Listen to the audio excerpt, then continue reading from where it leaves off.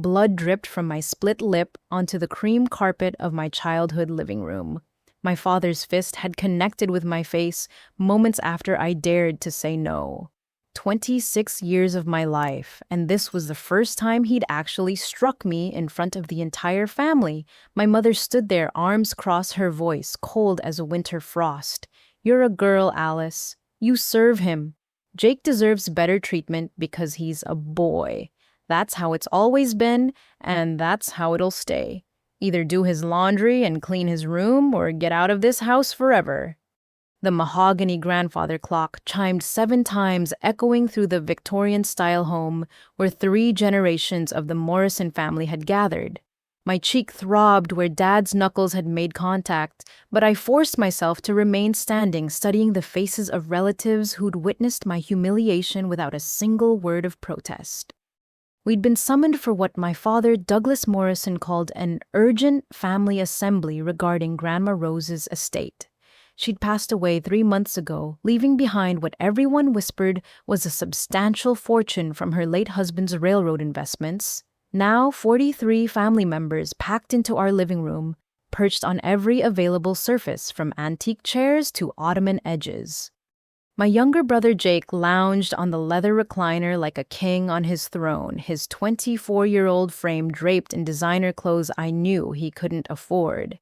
He'd dropped out of Northwestern University twice, burned through every job opportunity handed to him, yet somehow still commanded our parents' unwavering favoritism.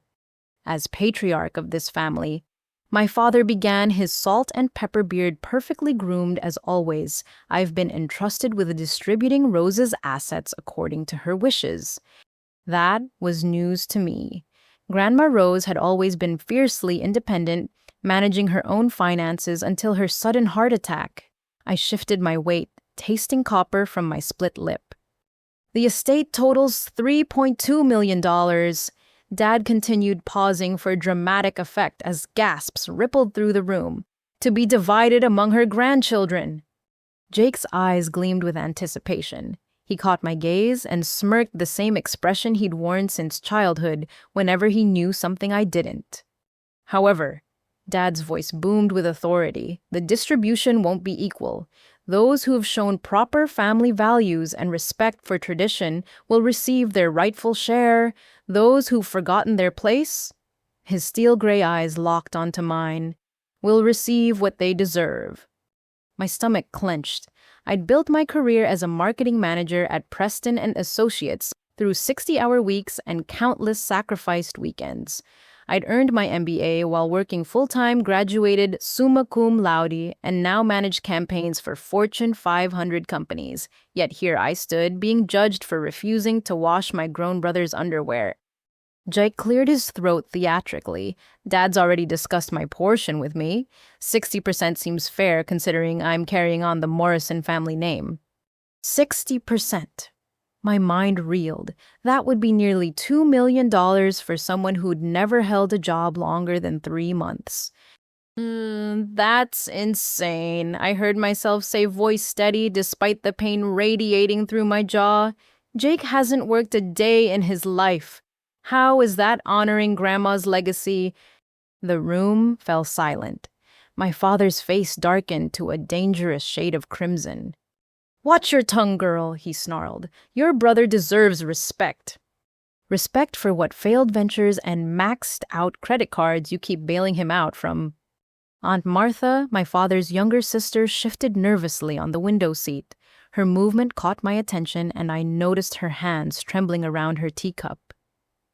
"Douglas," she ventured quietly, "perhaps we should discuss how you've been managing the estate funds these past months." The temperature in the room seemed to drop 10 degrees. Dad's head snapped toward Martha with predatory precision. "What did you say?" Martha's face paled, but something flickered in her eyes. Determination, maybe, or just exhaustion from years of silence. "The withdrawals, Douglas, the suspicious transfers. Did you really think nobody would notice?" "Shut your mouth, Martha, before you say something you'll regret." But Martha pressed on her voice, gaining strength. 50,000 here, 75,000 there, all withdrawn since you gained access to Rose's accounts as executor." The family erupted. Voices overlapped in confusion and accusation. My cousin Emma leaned forward from her spot near the fireplace, her expression sharp with interest. Uncle Carl half rose from his chair before my father's glare froze him in place. Jake's smugness evaporated. "Dad, what's she talking about?" "Nothing that concerns you, son." But sweat beaded on my father's forehead. "Martha's always been jealous of my position in this family, making wild accusations without proof." "Without proof." Martha's laugh was bitter. "I have bank statements, Douglas, copies of transfers to accounts that don't match any legitimate estate expenses." The pieces clicked together in my mind with sickening clarity. "You've been stealing from Grandma's estate." My father moved faster than I'd ever seen him move.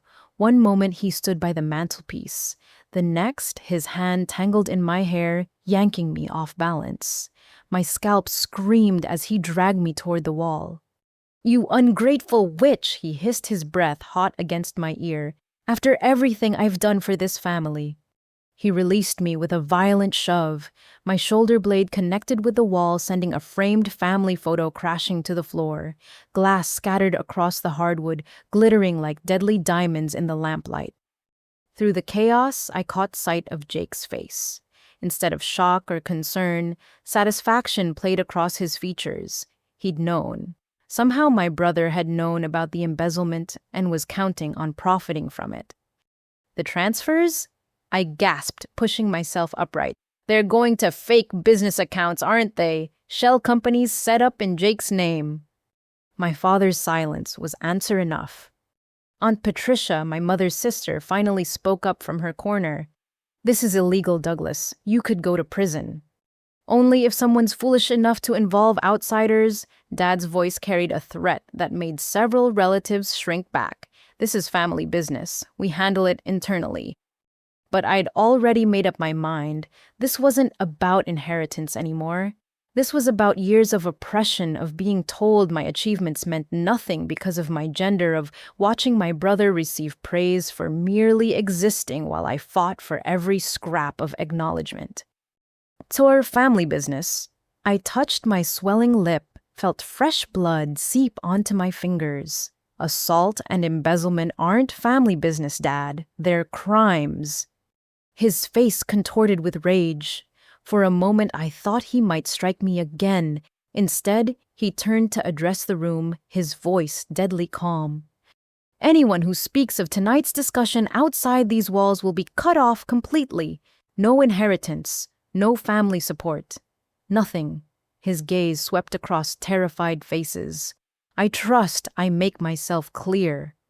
Murmurs of reluctant agreement rippled through the crowd, but I noticed Emma hadn't nodded. Neither had Martha. Small rebellions in a room full of compliance. "Alice." My mother, Sarah, finally spoke, her tone dripping with disdain. "Apologize to your father immediately. This behavior is exactly why you need guidance. A proper woman knows her place." "My place." I straightened my spine despite the pain. "My place is wherever I choose to make it." Jake stood, stretching lazily. "This is getting boring. Alice, just accept reality. Dad's in charge. I'm the son. You're just the daughter who thinks her little job makes her special." He paused at the doorway. "Oh, and Dad, I'll need another advance on my inheritance. There's this investment opportunity I've been looking at." My father's expression softened as he regarded his son. "Of course, Jake. We'll discuss it after your sister comes to her senses."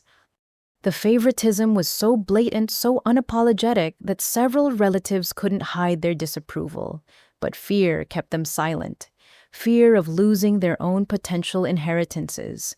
Fear of challenging the iron-fisted patriarch who'd controlled this family for decades. I looked around the room at faces I'd known my entire life. Aunts who'd taught me to bake, uncles who'd cheered at my graduation, cousins I'd played with as a child. Most avoided my gaze. The few who met my eyes did so with a mixture of pity and resignation. "I need some air," I muttered, moving toward the hallway. "You're not dismissed," my father barked. I paused, hand on the doorframe. I'm not asking permission. The last thing I heard as I left the room was my mother's voice, shrill with indignation. That girl needs to learn respect. Douglas, you've been too lenient with her. Too lenient. I almost laughed at the absurdity. Blood still dripped from my lip, my shoulder throbbed from hitting the wall, and they thought the problem was leniency. As I stumbled toward the bathroom, one thought crystallized in my mind. This wasn't just about tonight. This was about patterns established over decades, maybe generations. The Morrison family had a sickness at its core, and I'd just become its most visible symptom. But symptoms I knew from my marketing background often pointed to deeper diseases, and diseases, when left untreated, had a way of destroying everything they touched. My father had no idea what he had just unleashed. He thought violence and threats would bring me to heel like they had so many others in our family. He was wrong. The bathroom door clicked shut behind me, muffling the heated voices still echoing from the living room. I gripped the marble countertop, studying my reflection in the ornate mirror. My lip had already begun to swell, and a purple bruise was forming along my jawline where Dad's wedding ring had caught the skin. A soft knock interrupted my examination. I tensed, expecting my mother's demanding voice. Instead, I heard a whisper. "Alice, it's Emma. Please let me in." Emma, my 28-year-old cousin, had always been different from the rest of the family. While others gossiped and schemed, she observed quietly from the margins, her dark eyes missing nothing. I unlocked the door. She slipped inside immediately, turning the lock behind her. Her usually composed face showed cracks of anxiety as she reached into her purse, pulling out her phone with trembling fingers. "I need to show you something," she breathed, keeping her voice barely above a whisper. "But first, are you okay? That was brutal out there." "I've been better," I admitted, dabbing at my lip with a tissue. "What's going on, Emma?" She glanced at the door nervously before holding up her phone. "I've been recording the family meetings." My eyes widened. "You've been what?" Shh." She pressed a finger to her lips. "Look, I started doing this about a year ago, after what happened to Jessica." Jessica was Emma's older sister, who'd mysteriously cut ties with the family 3 years prior. The official story was that she'd become difficult and forgotten her roots. Now, watching Emma's face, I suspected there was more to that story. Watch this." Emma swiped through her phone, pulling up a video file dated 2 months ago. This was the meeting about restructuring Grandma's care before she died. On the small screen, I watched my father pace the same living room, but this time addressing a smaller group that included Jake, my mother, and Uncle Carl. The audio was crystal clear. "Whoa, once Rose passes, we'll have a narrow window to act." My father's voice emanated from the speaker. "The estate lawyers won't be able to contest anything if we move the assets quickly through the offshore accounts." My blood ran cold. This conversation had happened while Grandma was still alive. "Jake's been set up with 3 shell companies," the video continued, showing my brother nodding eagerly. "Morrison Enterprises, Phoenix Holdings, and Blue Sky Ventures, all registered in Delaware with minimal oversight." Smart thinking, Dad," Jake's recorded voice chimed in. "And the IRS won't know what hit them. By the time they catch wind, the money will be clean and redistributed. We'll claim it as legitimate business investments." Emma paused the video, watching my face carefully. "There's more. Hours of it. Tax fraud, money laundering, plans to hide assets. Your dad's built quite the criminal empire." My legs felt weak. I lowered myself onto the closed toilet seat, trying to process what I'd just seen. "How long have you known?" "I've been collecting evidence for 2 years," Emma's expression hardened. "Ever since they did this to Jessica, she tried to stand up to Uncle Douglas about missing funds from our grandfather's trust. One family meeting later, she was bruised, terrified, and ready to disappear rather than fight. And you stayed knowing all this." A bitter smile crossed Emma's face. Someone had to. Someone had to be here when another woman finally said enough. Tonight, that was you. The doorknob rattled suddenly, making us both jump.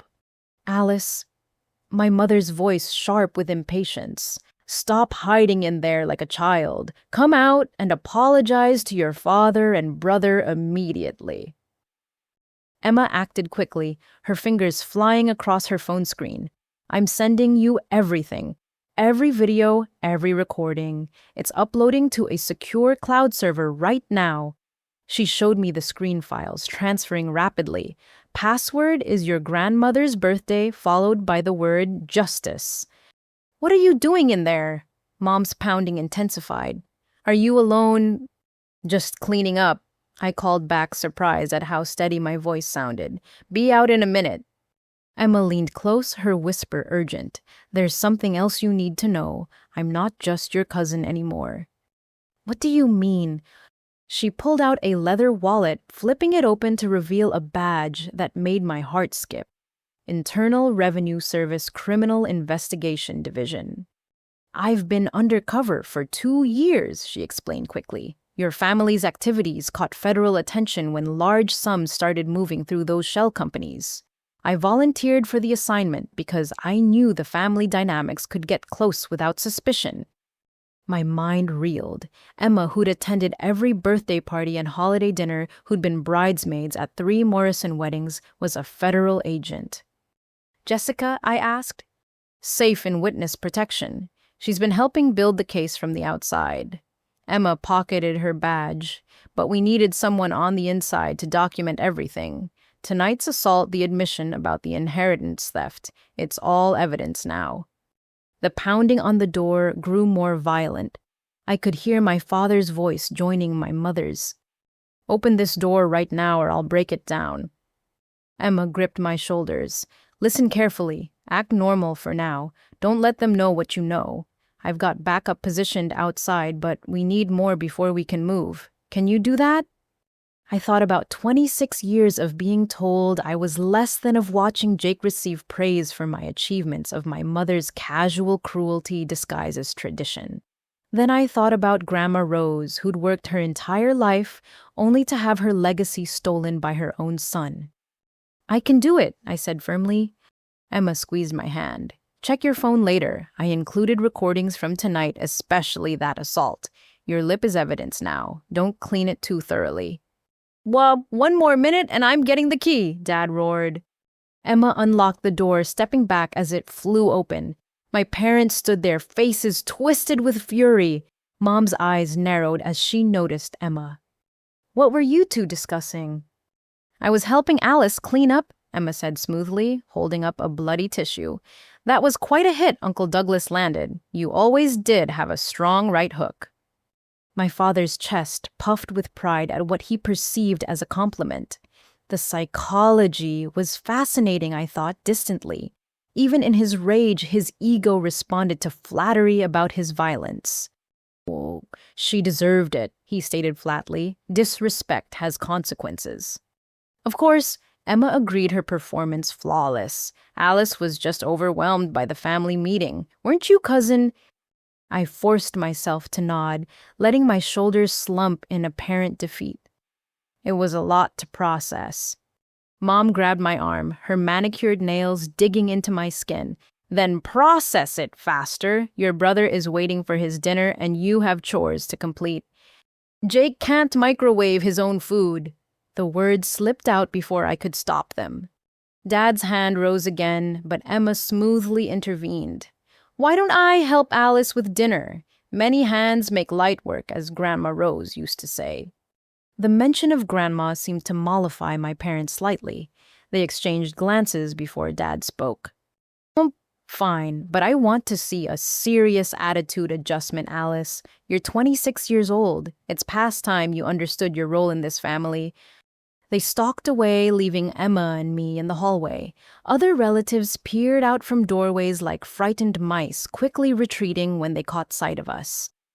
Your role, Emma repeated quietly, a thread of steel in her voice. They have no idea who they're dealing with, do they? I touched my swollen lip, thinking of the videos now safe on my phone. Evidence. Proof. Ammunition for a war my family didn't know had already begun. No, I said softly. They really don't. As we walked toward the kitchen, I caught sight of Jake in the dining room, feet propped on the table while scrolling through his phone. He glanced up, smirking at my injured face. Hey, sis, he called out cheerfully. I like my steak medium rare. And don't forget to iron my shirts for tomorrow. I've got a meeting with some investors about a new opportunity. Investors. I wondered if he meant fellow criminals or just marks for his latest scam. Either way, I smiled sweetly, playing the part Emma had asked me to perform. Of course, Jake, whatever you need. His eyes narrowed, slightly suspicious of my compliance. But his arrogance won out, and he returned to his phone, already dismissing me as conquered. Emma and I entered the kitchen where the scent of my mother's pot roast filled the air. As I moved mechanically through dinner preparations, my mind raced with possibilities. Federal investigation, hidden recordings, evidence of crimes that could destroy the Morrison family empire. My phone buzzed in my pocket. A text from an unknown number appeared on the screen. Transfer complete. You have everything. J. Jessica, my vanished cousin, was reaching out from wherever she'd found safety, letting me know I wasn't alone in this fight. I deleted the message immediately, understanding the need for caution. Through the kitchen window, I noticed a van parked across the street that hadn't been there this morning. Emma followed my gaze and gave an almost imperceptible nod, her back up, watching and waiting. The game had changed completely in the span of one violent family meeting. What my father had intended as a show of dominance had instead become the catalyst for his downfall. Every blow he'd landed was documented, every threat recorded, every admission of criminal activity preserved in digital clarity. As I plated Jake's steak, I thought about the coming storm. My family believed they'd broken me tonight, that violence and tradition would keep me in line, as it had kept so many Morrison women subservient for generations. They thought they'd won. They hadn't even realized the war had started. The grandfather clock struck 9 as I finished cleaning the dinner dishes, my movements mechanical, while my mind raced with the weight of Emma's revelations. Through the kitchen window, that unmarked van remained stationed across Maple Street, a silent reminder that federal eyes were watching the Morrison family implosion. I dried my hands on the dishcloth, preparing to excuse myself for the evening when Jake's laughter echoed from the foyer. The sound held a cruel edge that made my skin crawl. Shh, going somewhere, sis. He leaned against the doorframe, blocking my path to the staircase. Behind him, I could see my jacket and car keys on the entry table. Home, I said simply. It's been a long night. His grin widened. About that, you might want to check out your parking situation. A chill ran down my spine as I pushed past him to the front door. The porch light illuminated my silver Honda Accord in the driveway, listing at an odd angle. As I approached, the damage became clear. All 4 tires had been slashed, rubber ribbons curling away from deep gashes. Oops, Jake's voice carried across the lawn. Looks like you'll be staying a while longer. I whirled to face him, fury overriding my promise to Emma about staying calm. You destroyed my property. That's a crime, Jake. Prove it, he shrugged. Besides, Dad says you need to learn your place. Can't learn if you run away. My phone began buzzing insistently in my pocket. The screen showed 17 missed calls from my office, along with text after text from colleagues. My stomach dropped as I read the previews. Oh, that's probably about your job. My mother appeared beside Jake, her smile sharp as a blade. Your father called your boss earlier, explained how you've been having emotional episodes, violent outbursts, mental health crisis, he said. You didn't... I breathed, but the satisfied gleam in her eyes confirmed my worst fears. Dad emerged from his study cell phone in hand. Just finished another call with Richard Preston himself. Expressed my deep concerns about your stability.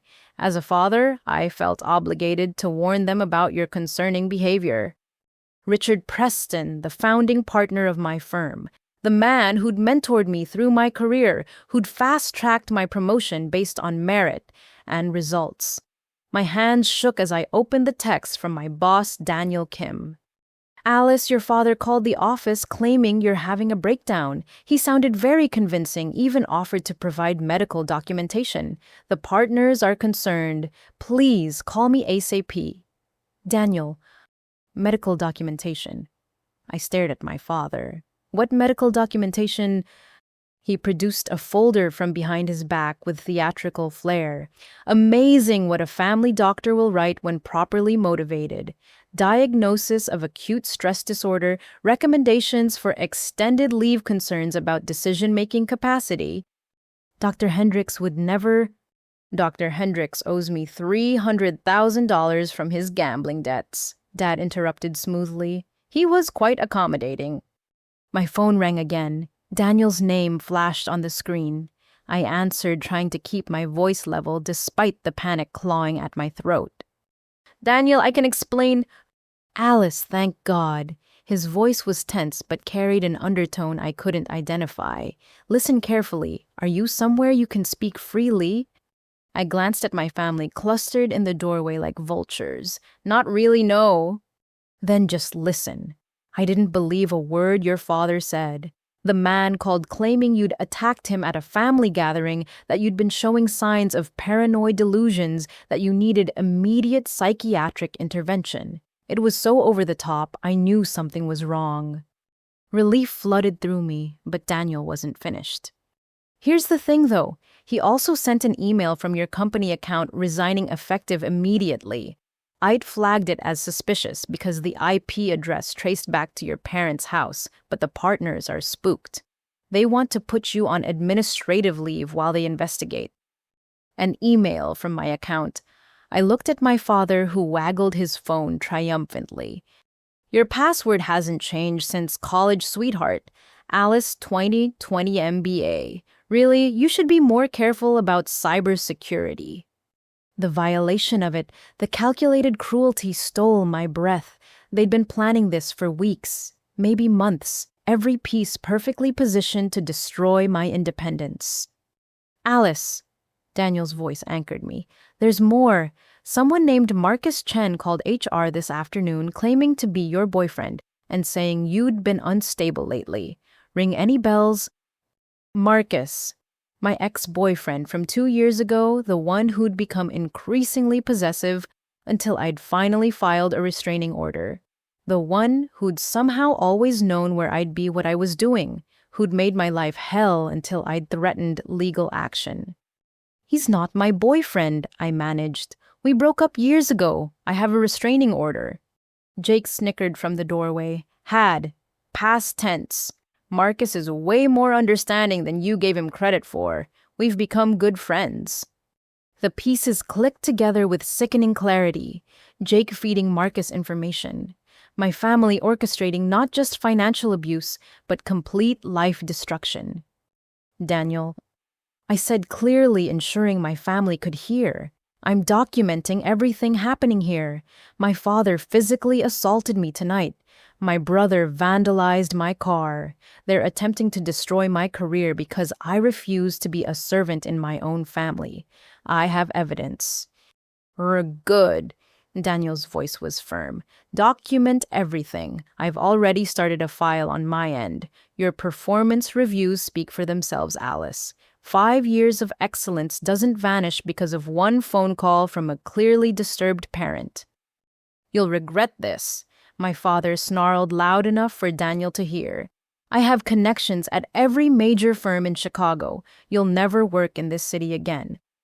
Is that a threat, Mr. Morrison? Daniel's tone turned icy.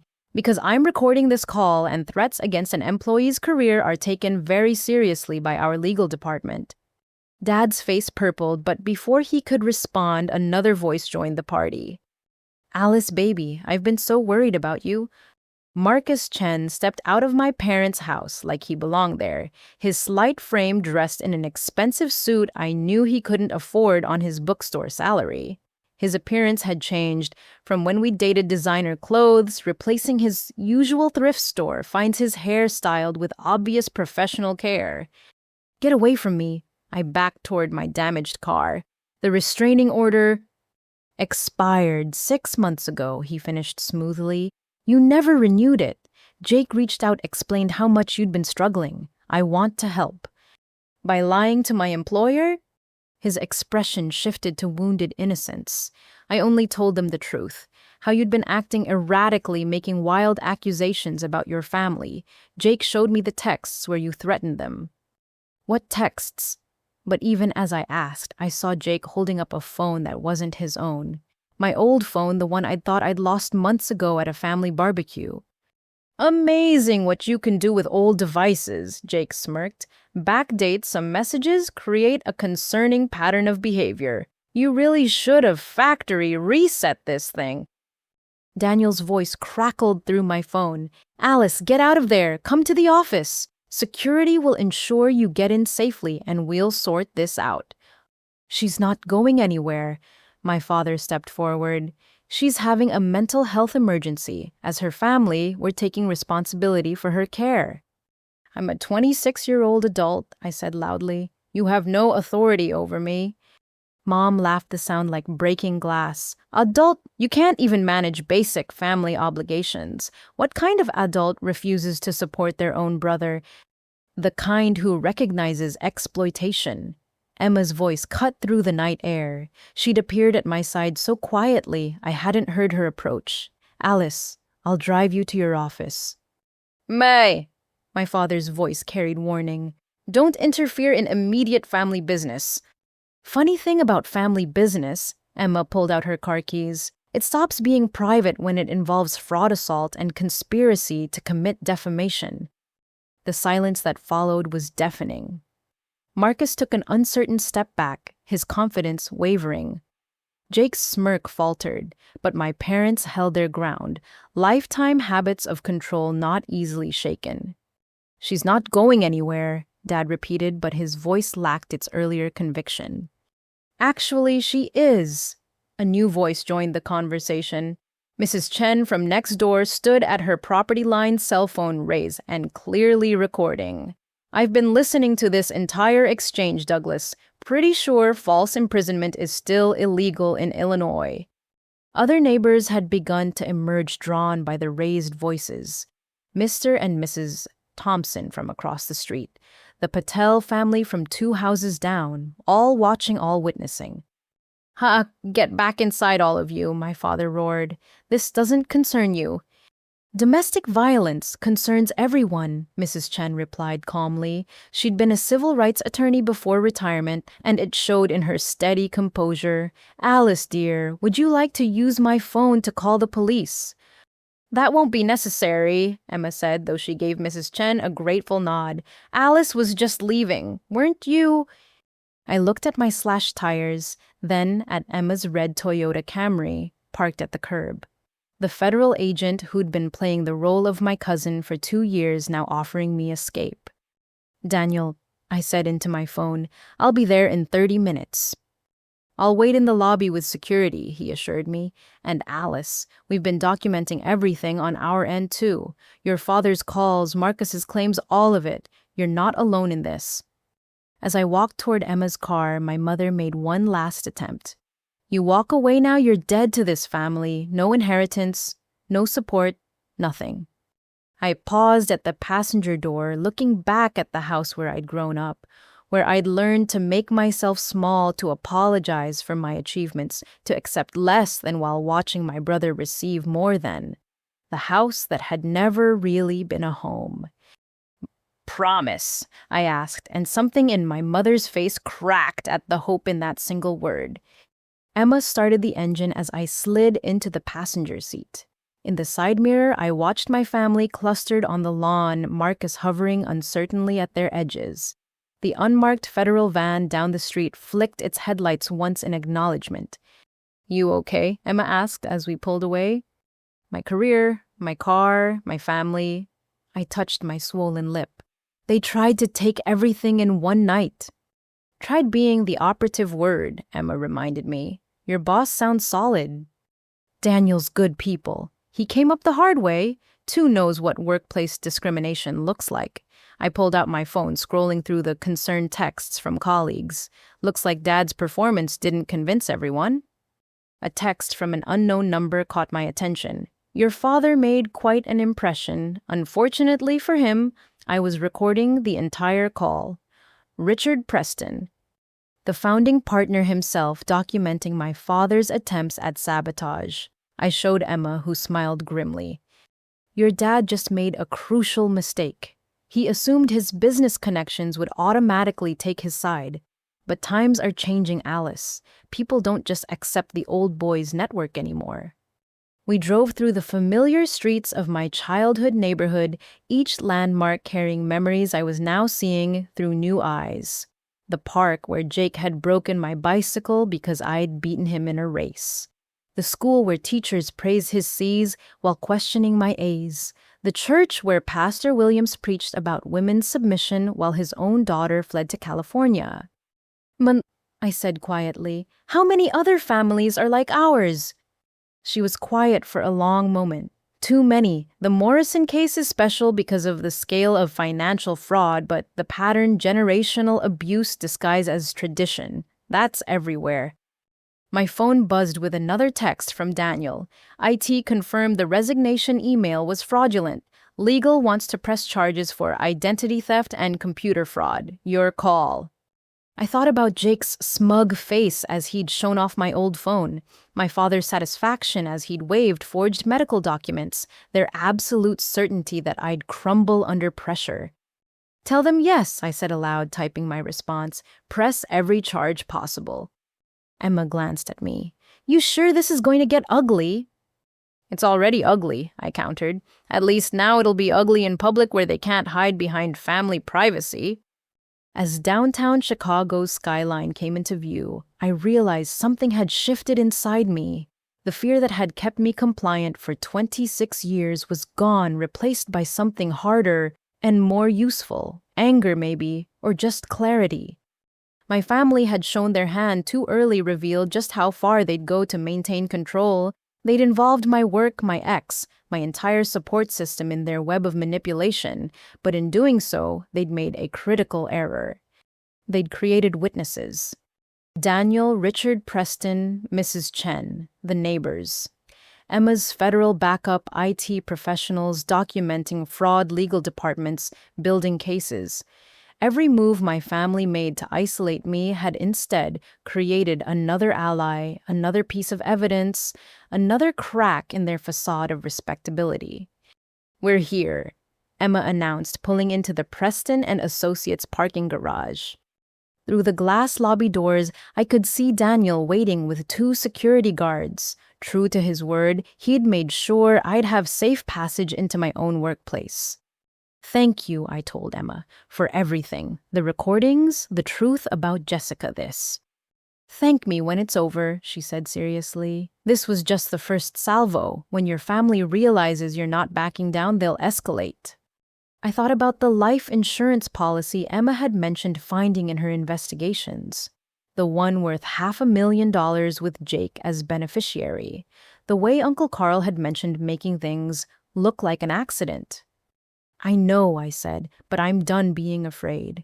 As I walked toward the building, phone buzzing with messages of support from colleagues who'd seen through my father's lies, I made myself a promise. The Morrison family thought they owned me, that blood meant bondage, that tradition justified abuse. They were about to learn how wrong they were. My name was Alice Morrison, and I was nobody's servant. The Preston and Associates building stood like a glass and steel sanctuary against the Chicago night. Daniel met me at the security desk with a concerned expression that shifted to shock when he saw my swollen lip and developing bruises. Jesus, Alice, we need to get you to a hospital. Later, I said, accepting the visitor badge security offered. My regular key card would work, but Daniel was taking no chances. Right now, I need to document everything while it's fresh. We rode the elevator to the 15th floor in silence, the familiar ding of each passing level oddly comforting. This was my territory where competence mattered more than chromosomes, where I'd built my reputation through merit rather than birthright. The marketing department was mostly empty at 10:30 on a Saturday night, but a few dedicated souls remained hunched over their computers. They looked up as we passed, expressions shifting from surprise to concern to anger as they took in my appearance. Conference room 3. Daniel directed, already pulling up files on his tablet. I've had IT compile everything from today. You're not going to like what we found. The conference room's floor-to-ceiling windows offered a spectacular view of the Chicago River lights twinkling on the water like fallen stars. I sank into a leather chair, exhaustion hitting me in waves. Show me, I said. Daniel connected his tablet to the wall screen, displaying a timeline of digital intrusions. The resignation email was just the tip of the iceberg. I had found 17 attempted logins to your account over the past 3 weeks. Different IP addresses, but all tracing back to either your parents' house or locations matching your brother's phone GPS. 17 times. They'd been trying to crack my work account for nearly a month. There's more. Daniel swiped to the next screen. Emails sent to clients from spoofed addresses made to look like yours containing inappropriate content. Complaints filed with HR under your name about colleagues. Someone's been systematically trying to destroy your professional reputation. My phone buzzed. Jake's name flashed on the screen with a text. How's the job hunt going, sis? Before I could respond, he called. Against my better judgment, I answered and put him on speaker. Enjoying your little pity party. His voice oozed satisfaction.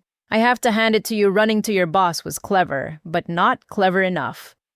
Jake, you're on speaker with my direct supervisor present, I informed him. Anything you say is being recorded. Yeah. Emma gave me the same speech earlier. He laughed, the sound making my skin crawl. Here's the thing, though. You think your little job matters. I've got so much more on you than just some work emails. Daniel started recording on his phone as Jake continued. Remember when you helped me with that loan application 2 years ago? The one where you co-signed because my credit was shot. Well, turns out I've been very busy with your social security number since then. My blood ran cold. What did you do? Let's see. 3 credit cards, 2 personal loans, and my favorite, a lease on a luxury apartment in Lincoln Park. All in your name, of course. You've been very generous with your credit, sis. That's identity theft, Daniel interjected. A federal crime. How about prove I did it? Jake shot back. All the applications have Alice's digital signature from devices registered to her. Amazing what you can do with a stolen phone and saved passwords.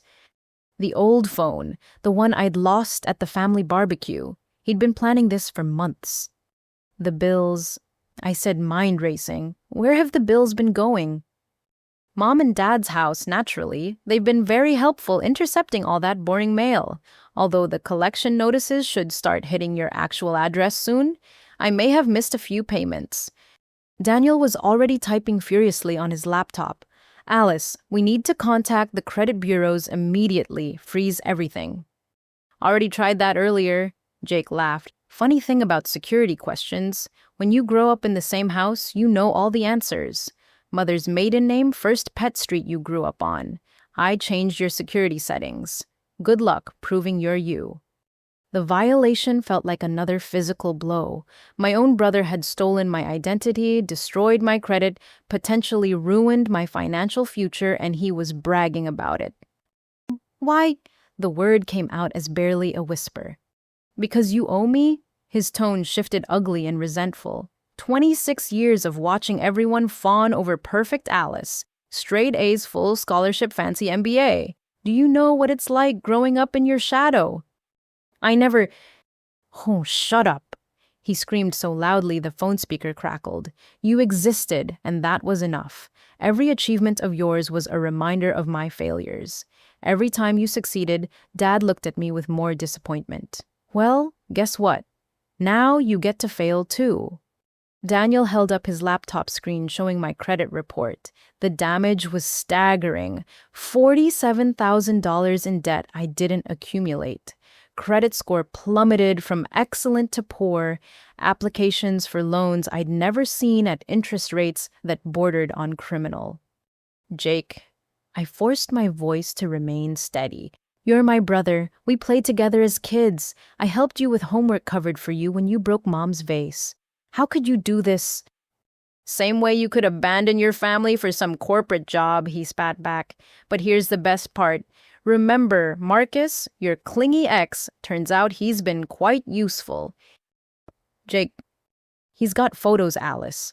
Lots of them. Some from when you were dating, sure, but others... Well, let's just say he's gotten creative with photo editing. Deep fakes are incredibly convincing these days. Nausea rolled through my stomach. You're lying. Check your email. I sent you a preview. With trembling fingers, I opened my personal email. The message was there, and the attachment made me want to throw the phone across the room. It was my face convincingly edited onto explicit images I'd never taken. Imagine these hitting your company's social media, Jake continued conversationally, your clients' inboxes, LinkedIn, that prestigious reputation you've built gone in seconds. That's revenge porn, Daniel said, his face pale with rage. Extortion. You're confessing to multiple felonies.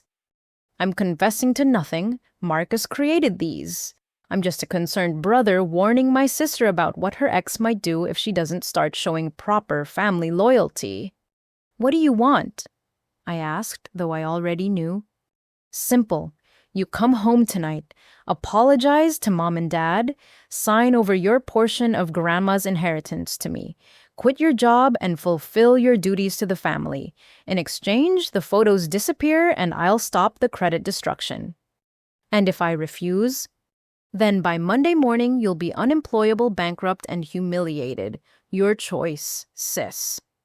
I looked at Daniel, who was shaking his head emphatically. Then I thought about Emma's recordings, the federal investigation, the evidence piling up against my family. I need time to think, I said. You have until midnight. 2 hours, Alice. After that, Marcus starts uploading. The line went dead. Daniel immediately stood. We're calling the police, FBI, everyone. This is beyond workplace harassment. But I was already dialing Emma's number. She answered on the first ring. Alice, are you safe? I define safe, I said, putting her on speaker. Jake just admitted to identity theft, creating deep fakes and extortion. Please tell me you're getting all this. Every word, she confirmed. We've been monitoring Jake's phone. He's digging his own grave deeper with every call. Where are you now? My office with my boss. Jake's given me until midnight to comply with his demands or he releases explicit deep fakes. Emma cursed. Marcus Chen is at your apartment right now. We've got eyes on him. He's got computer equipment set up ready to execute Jake's threats. Can you stop him? Not without blowing my cover and the larger investigation. But Alice, those images won't destroy you like Jake thinks. Deep fake detection technology has come a long way. Any forensic expert would spot them as fraudulent. But the damage to her reputation would be immediate, Daniel interjected. Even if proven fake later, the internet doesn't forget. Which is why we're not letting it get that far, Emma said firmly. Alice, I need you to play along. Tell Jake you're considering his offer. Buy us time. Time for what? To execute federal search warrants. We've got enough now for a judge to sign off. Your family has no idea how many agencies are about to come down on them. I thought about my brother's voice, the satisfaction as he detailed my destruction, the careful planning, the months of deception, the collaboration with an ex who'd made my life miserable. There's something else, I said slowly. Jake mentioned working with Marcus before. He said Marcus has been feeding information to the family. My stalker ex has been reporting on me to them. How long have they been in contact? Emma's voice sharpened. I don't know, but Marcus always seemed to know where I'd be when we dated. Events I'd only mentioned to family. The pattern suddenly seemed obvious. Oh my God, they've been surveilling me through Marcus for years. Daniel slammed his hand on the conference table. Your family hired your stalker ex-boyfriend to keep tabs on you. More than that, I realized. Jake said Marcus got creative with the photos. This isn't just about current extortion. They've been building an arsenal for years, waiting for me to step out of line enough to use it. My phone buzzed with another text from Jake. Clock's ticking, sis. Mom's setting up your old room. She even bought new sheets, pink ones just like when you were daddy's obedient little girl. The condescension, the assumption that I'd crumble the casual cruelty of mentioning those pink sheets I'd hated as a teenager, it all crystallized into perfect clarity. Emma, I said, how many women in our family have been through this? Her silence was answer enough. Jessica wasn't the first, was she? This is a pattern. They identify the strong ones, the ones who might challenge the system, and they break them. Through violence, through financial control, through humiliation. 7 that we've documented, Emma admitted, going back 40 years. Your Aunt Patricia's daughter who ran off with a musician. Your second cousin Linda who developed mental problems. Your dad's sister Catherine who chose career over family. All of them were systematically destroyed for showing independence.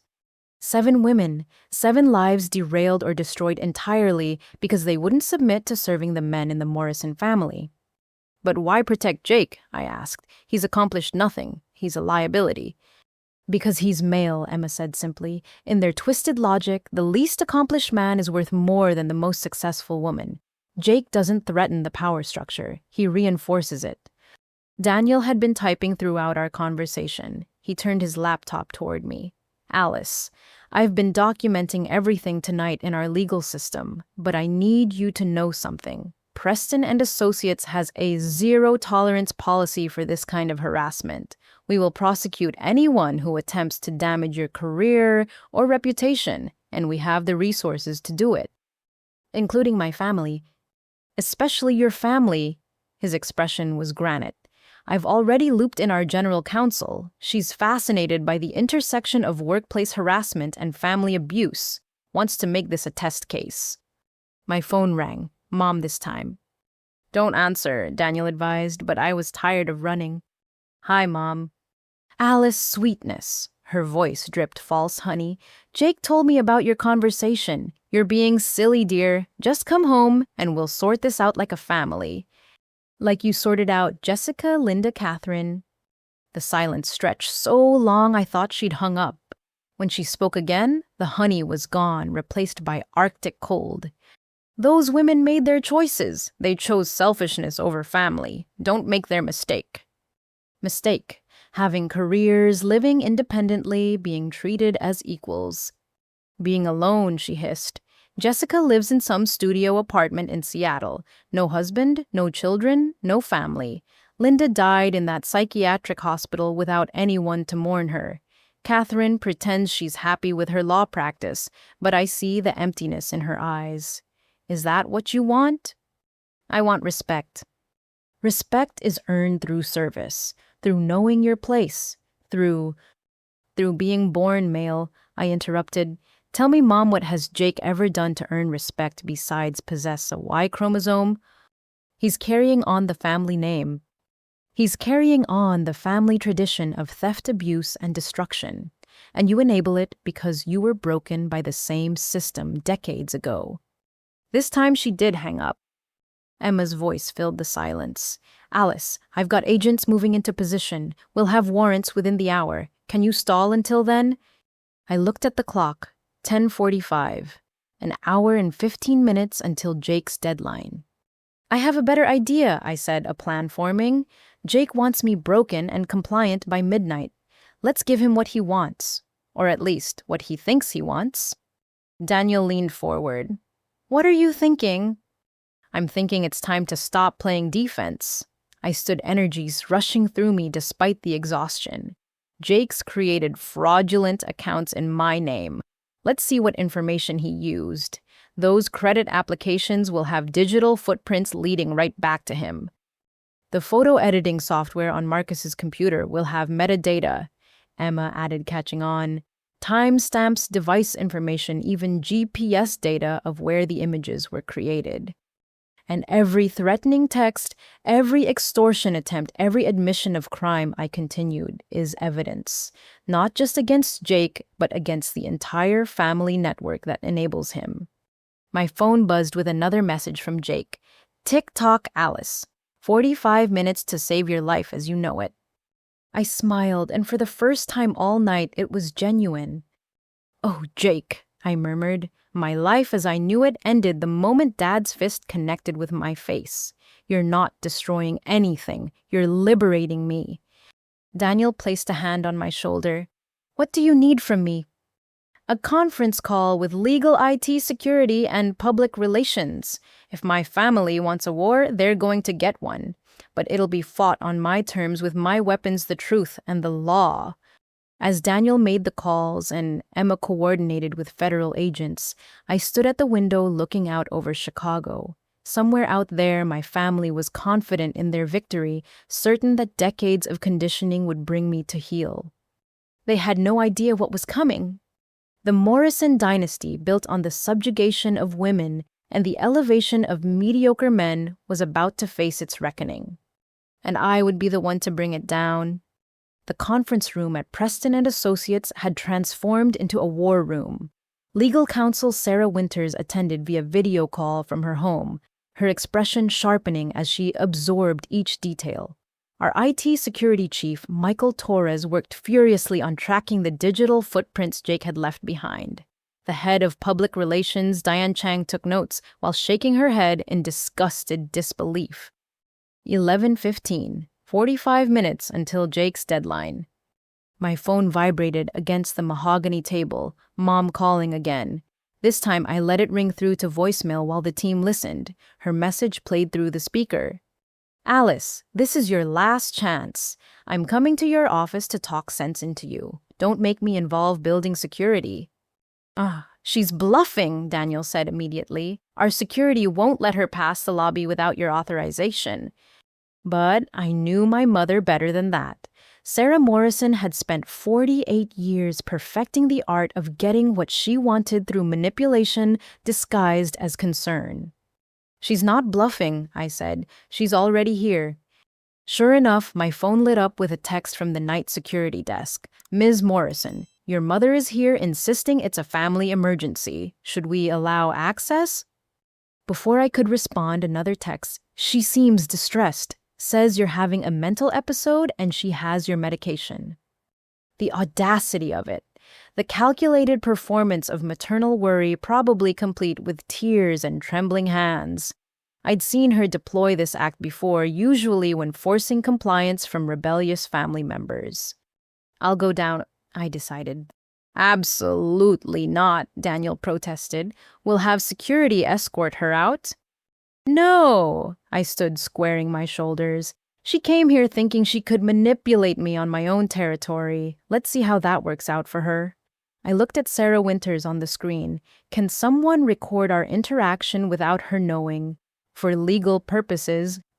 Sarah nodded.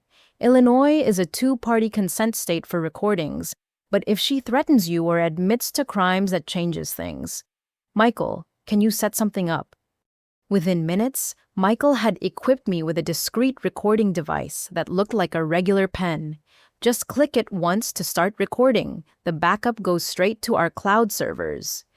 I made my way to the elevator, each step feeling like progress toward an inevitable confrontation. The building's marble lobby gleamed under the soft night lighting, its usual bustling energy replaced by an almost church-like quiet. My mother stood near the security desk, and I had to admit she'd crafted her performance perfectly. Her usually immaculate appearance was carefully disheveled, her makeup smudged just enough to suggest tears without ruining her foundation. She clutched a small pill bottle in one hand and dabbed at her eyes with a handkerchief in the other. Alice! She rushed toward me, arms outstretched. Thank goodness, I've been so worried. I stepped back, avoiding her embrace. The security guards watched with professional interest, ready to intervene if needed. Why are you here, Mom? Her face crumpled with practiced hurt. Your brother called terrified about your mental state. He said you were making wild accusations, having paranoid delusions about the family. She held up the pill bottle. You forgot your medication, sweetheart. You know what happens when you skip doses. I don't take any medication. The antipsychotics Dr. Hendricks prescribed. She insisted loudly enough for the guards to hear. For your condition, you remember after the incident. The incident that never happened, the medication that didn't exist, the performance designed to discredit me in front of witnesses. I clicked the pen in my pocket. Let's talk privately. I suggested, gesturing toward a quiet corner with couches meant for waiting visitors.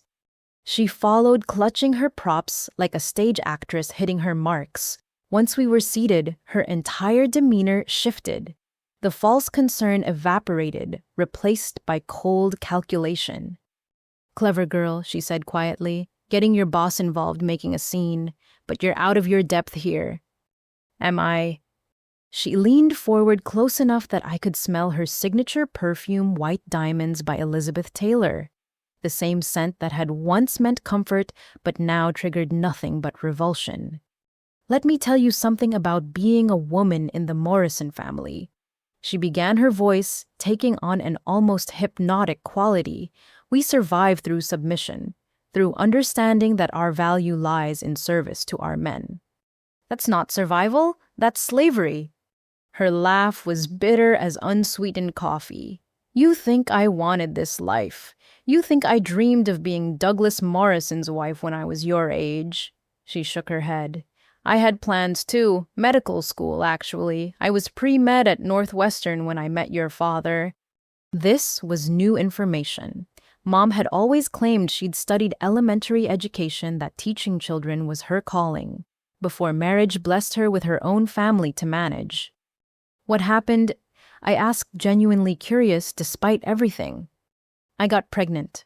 Her eyes went distant, lost in memory. Not with you. With another daughter before you. I was 21, top of my class, full scholarship to medical school waiting. My mind reeled. I had an older sister. For about 10 minutes, her voice went flat. Stillborn, the pregnancy destroyed my academics, and your father convinced me to take a semester off. 1 semester became 2, 2 became forever. But you could have gone back. With what money? Your grandfather Morrison made it clear that family resources were for male achievements only. Your father needed support for his business ventures. I needed to be that support. The security guards had returned to their desk, no longer concerned about the seemingly calm conversation between mother and daughter, but every word was being captured, uploaded, preserved. So you gave up, I said. I adapted. Her eyes snapped back to the present, focusing on me with laser intensity. Just like my mother adapted, just like her mother before her. The Morrison women who survive are the ones who understand reality. And the ones who don't. She was quiet for a long moment. Then, apropos of nothing, she opened her purse and pulled out a small bottle of water, offering it to me. You must be thirsty after such a stressful evening. I stared at the bottle, remembering Emma's revelation from hours earlier. The drugged food at family dinners, the unexplained fatigue and memory issues after eating Mom's cooking. I'm good, thanks. Her lips pursed in annoyance. Don't be childish, Alice. It's just water. Like the water you've been giving me at family dinners. The ones that always made me so tired afterward. Something flickered across her face. Not quite guilt, but a recognition that her secrets were no longer safe. You needed to be calm, she said simply. You were always so high-strung, so ambitious. The supplements helped you relax. Supplements. I kept my voice level despite the rage building in my chest. Is that what you call drugging your daughter? Mild sedatives, she corrected as if the distinction mattered. Nothing harmful, just enough to make you more manageable, compliant. The way a good daughter should be. There it was. The admission recorded and uploaded to Preston and Associates legal servers. My own mother confessing to systematically drugging me to enforce compliance. How long, I asked. How long have you been drugging me? Since your high school graduation? No hesitation, no shame. You gave that valedictorian speech about breaking barriers and refusing limitations. Your father was furious. We knew then you'd be trouble. 8 years. 8 years of family dinners where I'd unknowingly consumed sedatives meant to dull my ambition. Jake knew. Jake suggested it, actually. Even as a teenager, he understood family hierarchy better than you. She smiled fondly at the memory. He researched which medications would be undetectable in food, which doses would cause fatigue without raising suspicion. Brilliant boy. My brilliant brother, the drug researcher, the identity thief, the extortionist. And my mother spoke of these crimes like they were achievements worthy of a proud parent. Who else? I demanded. Who else have you drugged? Anyone who needed it, she shrugged. Your cousin Patricia, before her promotion interviews, made her too sluggish to perform well. Emma's sister Jessica, before that fateful family meeting where she tried to expose Douglas. Even your Aunt Catherine back in the day, though we had to increase her doses when she kept pushing back. You're describing systematic poisoning of family members. I'm describing preservation of family order. She leaned back, studying me like I was a particularly dense student. Do you know what happens to families without structure? Alice, they fall apart. The men lose direction without women to support them. The women become bitter spinsters without families to nurture. Everyone suffers. Jake's suffering seems minimal, I observed, unless you count his gambling debts and failed businesses as hardship. Her expression hardened. Jake is finding his way. Men are allowed to explore, to fail, to learn. Women don't have that luxury. Our failures reflect on the entire family. My successes seem to reflect pretty poorly, too. Because they're selfish successes. Her composure finally cracked, real emotion bleeding through. You think your fancy job matters? Your degrees, your achievements. They're all monuments to your ego while your family crumbles from neglect. My family is crumbling from corruption, not neglect. She grabbed my wrist, suddenly her manicured nails digging into skin.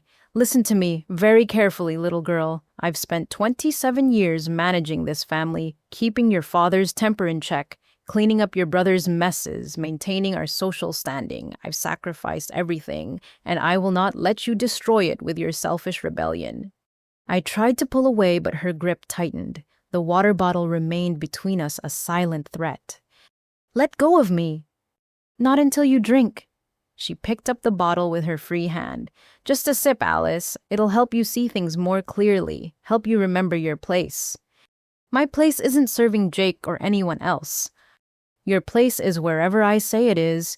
She brought the bottle toward my lips. I brought you into this world. I fed you, clothed you, educated you. You owe me obedience. The security guards had noticed the altercation starting to move in our direction. My mother saw them too quickly, releasing my wrist and transforming back into the concerned parent. Please, sweetheart, she said loudly, just take your medication. You know how you get when you're off your routine. But I was done playing her games. I stood stepping back to put distance between us. I know exactly how I get, I said clearly. Clear-headed, ambitious, free. Everything you've spent years trying to suppress. Her mask slipped completely, then revealing something ugly and desperate underneath.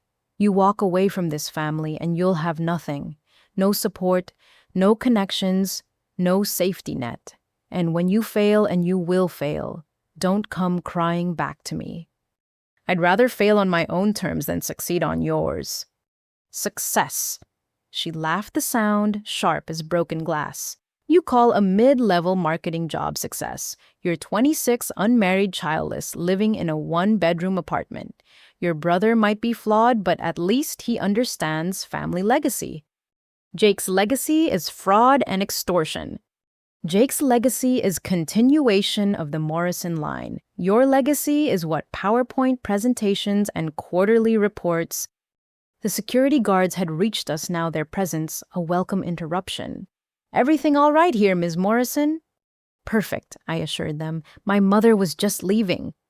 Mom stood slowly gathering her purse and her dignity, but she had one more card to play.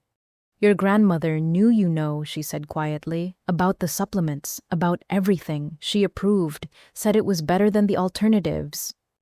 You're lying. Am I? She pulled out her phone, scrolling to an old text message. Read it yourself. Rose Morrison understood what it took to maintain family stability.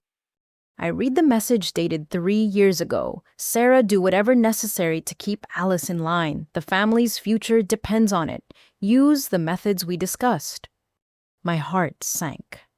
Grandma Rose, who I'd thought was different, who'd built her own fortune, who'd seemed to support female independence. She'd known about the drugging and endorsed it. Still think you're honoring her memory by destroying the family? Mom asked. But something about the message felt wrong. The language was too formal, the phrasing unlike how Grandma actually spoke. And the date. This was sent 2 weeks after Grandma's first stroke, I realized, when she could barely speak, let alone text. Mom's satisfied expression wavered. She was having a good day. Show me the contact info for that number. She pulled the phone back, but not before I glimpsed the truth. The number wasn't saved as Grandma Rose. It was saved as Rose Doug's phone. Dad sent that text, I said, pretending to be Grandma. You've been justifying poisoning your daughter with a fake message from a stroke victim. The security guards exchanged glances clearly out of their depth, but recognizing something serious was happening. Ma'am, one addressed my mother, I think it's time for you to go. She looked between us, calculating her options. Then, with the same graceful movements she'd use at charity galas, she adjusted her coat and headed for the exit. At the door, she turned back. Moo, Midnight Alice, Jake won't wait a minute longer. And when those photos surface, when your career implodes, when you're alone and ruined, remember I tried to save you from yourself. The glass doors closed behind her with a soft whoosh, leaving me standing in the lobby with 2 confused security guards and the weight of 8 years of betrayal. I pulled out my phone, 11:45, 15 minutes until Jake's deadline. But I wasn't worried anymore. Let him release his fake photos. Let him try to destroy my reputation. Every move they made added to the evidence against them. My phone buzzed with a text from Emma. Got everything. Your mother just confessed to multiple felonies. Warrants are signed. Teams are moving. Another from Daniel. Sarah Winters is drafting cease and desist orders. PR is preparing a preemptive statement about the deep fakes. We've got your back. I made my way back to the elevator, thinking about my mother's question. What was my legacy? She was right that I didn't have children or a husband or the traditional markers of female success she valued. What I had was integrity, independence, the knowledge that every achievement was earned, not stolen, the certainty that I'd never drugged someone into compliance or destroyed their credit or created explicit images to humiliate them into submission. My legacy was breaking the cycle. As the elevator rose toward the 15th floor, I clicked the pen off. Everything was recorded. Every admission, every threat, every revelation about the depths of my family's corruption. The war wasn't over, but for the first time I was winning. The elevator doors opened to reveal organized chaos in the marketing department. What had been a quiet Saturday night workspace had transformed into a multi-front operations center. Diane from PR commanded one-corner drafting statements with her team who'd rushed in after her emergency calls. Michael Torres had IT specialists tracking digital footprints across 3 computer stations. Sarah Winters remained on the main screen, now joined by 2 other attorneys from her firm. 11:50, 10 minutes to midnight. Alice, Daniel rushed over. Your mom's confession is already uploaded to our servers. Sarah says it's enough for immediate restraining orders against your entire family. Good, but we need more time, I said, an idea forming. Jake expects surrender by midnight. What if we give him something else instead? Emma's voice crackled through the conference phone. Alice, I need to create a distraction at the house. Federal agents are in position, but we need the family gathered in one place when we execute the warrants. Can you help? Or what kind of distraction? Medical emergency. Someone needs to collapse dramatically enough to gather everyone, but not serious enough to require real ambulances. I'm good, but I need a trigger. I smiled grimly. I might have just the thing. Pulling out my phone, I composed a text to Jake. You win. Sending my resignation to Preston and Associates now. Will be home by 12:30. Have the inheritance papers ready." His response was immediate. "No, you'd see sense. Dad's opening champagne." "Michael," I called out, "I need you to create a fake resignation email but make it traceable. Leave breadcrumbs showing it came from my phone but composed under duress. Timestamp it for 11:59. "On it." His fingers flew across the keyboard. "Want me to include anything specific?" "Make it dramatic. Mental breakdown, family pressure, the works. But embed metadata that screams forgery to any competent investigator." Sarah Winters leaned forward on screen. "Alice, this is brilliant. If Jake publishes a resignation letter he clearly forged, that's another felony." "Everything's another felony with my family," I muttered, then addressed Emma again. "For your distraction, tell everyone I'm coming home to sign papers." The excitement should gather them in one room, then have someone check the champagne Dad's opening. Mom keeps sedatives in everything. Wouldn't be surprised if she's drugged the celebration drinks to ensure my compliance when I arrive. "Perfect," Emma said. "I'll accidentally knock over a glass, pretend to have a reaction. Gives me reason to call for medical assistance without actually needing it." 11:55. My phone rang, Jake impatient as always. "Cutting it close, sis," he said when I answered. "Marcus has his finger on the upload button." "Tell him to wait. I'm sending the resignation now." I nodded to Michael, who hit send on the fake email. "There, check your inbox." I heard him typing, then a satisfied grunt. "Perfect. See how easy life is when you know your place Dad wants to frame this and hang it in his study." Let him, I thought. Evidence of forgery would look great on a courtroom wall, too. "I'll be home soon," I lied smoothly. "Traffic's bad downtown." "Midnight Alice, you missed the deadline." "By seconds. Come on, Jake, you've won. What's 5 seconds between siblings?" He considered this drunk on victory and probably actual alcohol. "Fine, but only because I'm feeling generous. Marcus, stand down. She's complying." In the background, I heard muffled voices, including one that made my skin crawl.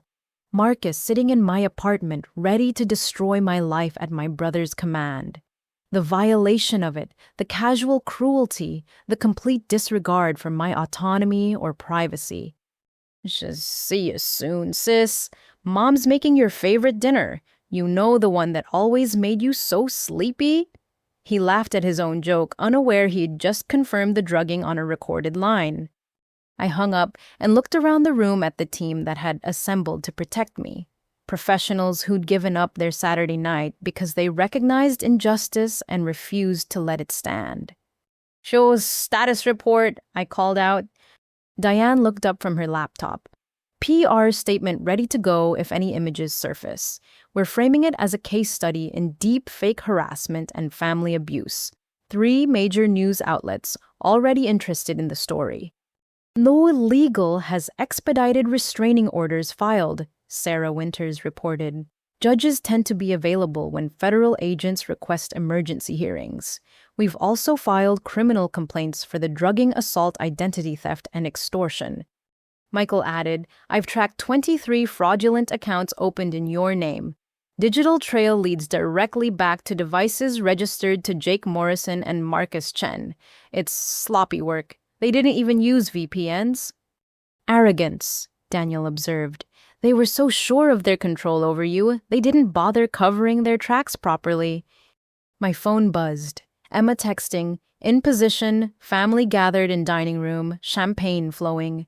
Jake showing off your resignation email. Time for phase 2. "What's phase 2? Daniel asked. "Emma's gonna create a medical emergency to cover the federal agent's approach. Then," I smiled, "then we find out what happens when a dynasty built on abuse meets the weight of federal law." 12:10. At the Morrison house, Emma would be reaching for a champagne glass, preparing to orchestrate her collapse. Federal agents would be moving through the darkness, warrants in hand. Marcus would be relaxing in my apartment, unaware that his equipment had been documented and his location tracked. "Alice," Sarah Winters spoke gently, "I need you to understand what's about to happen. Once those warrants are executed, there's no going back. Your family will be arrested. The media will pick up the story. Your private life will become public record. I know. You could still negotiate. Get them to return the stolen funds, drop the threats, enter family counseling. Would you, I asked her, if your mother had drugged you for 8 years, if your brother had stolen your identity and created pornographic images of you, if your father had beaten you for refusing to be a servant, would you negotiate? She was quiet for a moment. No, I'd burn it all down and salt the earth. Then you understand. My phone lit up with a call from an unknown number. I answered cautiously.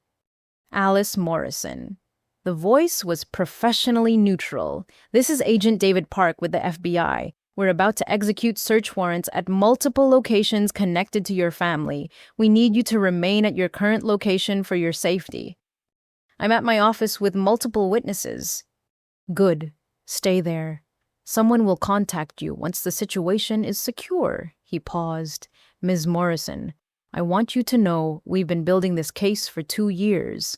Your courage in standing up to them tonight has given us what we needed to move. You're incredibly brave. Brave. I didn't feel brave. I felt tired and hurt and angry. But maybe that's what bravery was, moving forward despite the fear, despite the pain, despite the lifetime of conditioning telling you to submit. 12:15. Emma would be performing now, gasping for air, claiming allergic reaction to something in the champagne. My family would be panicking, calling for help, never suspecting that their call would bring more than medical assistance. Another unknown number called. This time it was a neighbor. Alice, this is Mrs. Chen. I don't know if you remember me, but I live next door to your parents. There's quite a commotion happening. Police cars everywhere, federal agents. Your father was just let out in handcuffs. My father, the patriarch, the man who'd ruled through fear and violence for decades, in handcuffs. Your mother was screaming about persecution and family privacy, Mrs. Chen continued. Your brother tried to run, but didn't make it past the garden, that young man who was with them. Marcus, he was at your apartment building when they arrested him too. Thank you for letting me know, I managed. Alice, her voice softened. I've been keeping records for years. Photos of bruises on family members who visited. Times I heard shouting and violence. I even have video from my security camera of tonight's assault in the driveway. If you need witnesses, I'm here. Tears pricked my eyes. All this time, I'd thought we were alone in that house of horrors. But people had been watching, documenting, waiting for someone to be brave enough to accept help. I thank you, I whispered. That means everything. By 12:20, my phone was exploding with messages. Family members who'd been at the meeting demanding explanations. Journalists who'd somehow already caught wind of the story. A text from Jessica in witness protection, watching the news. So proud of you.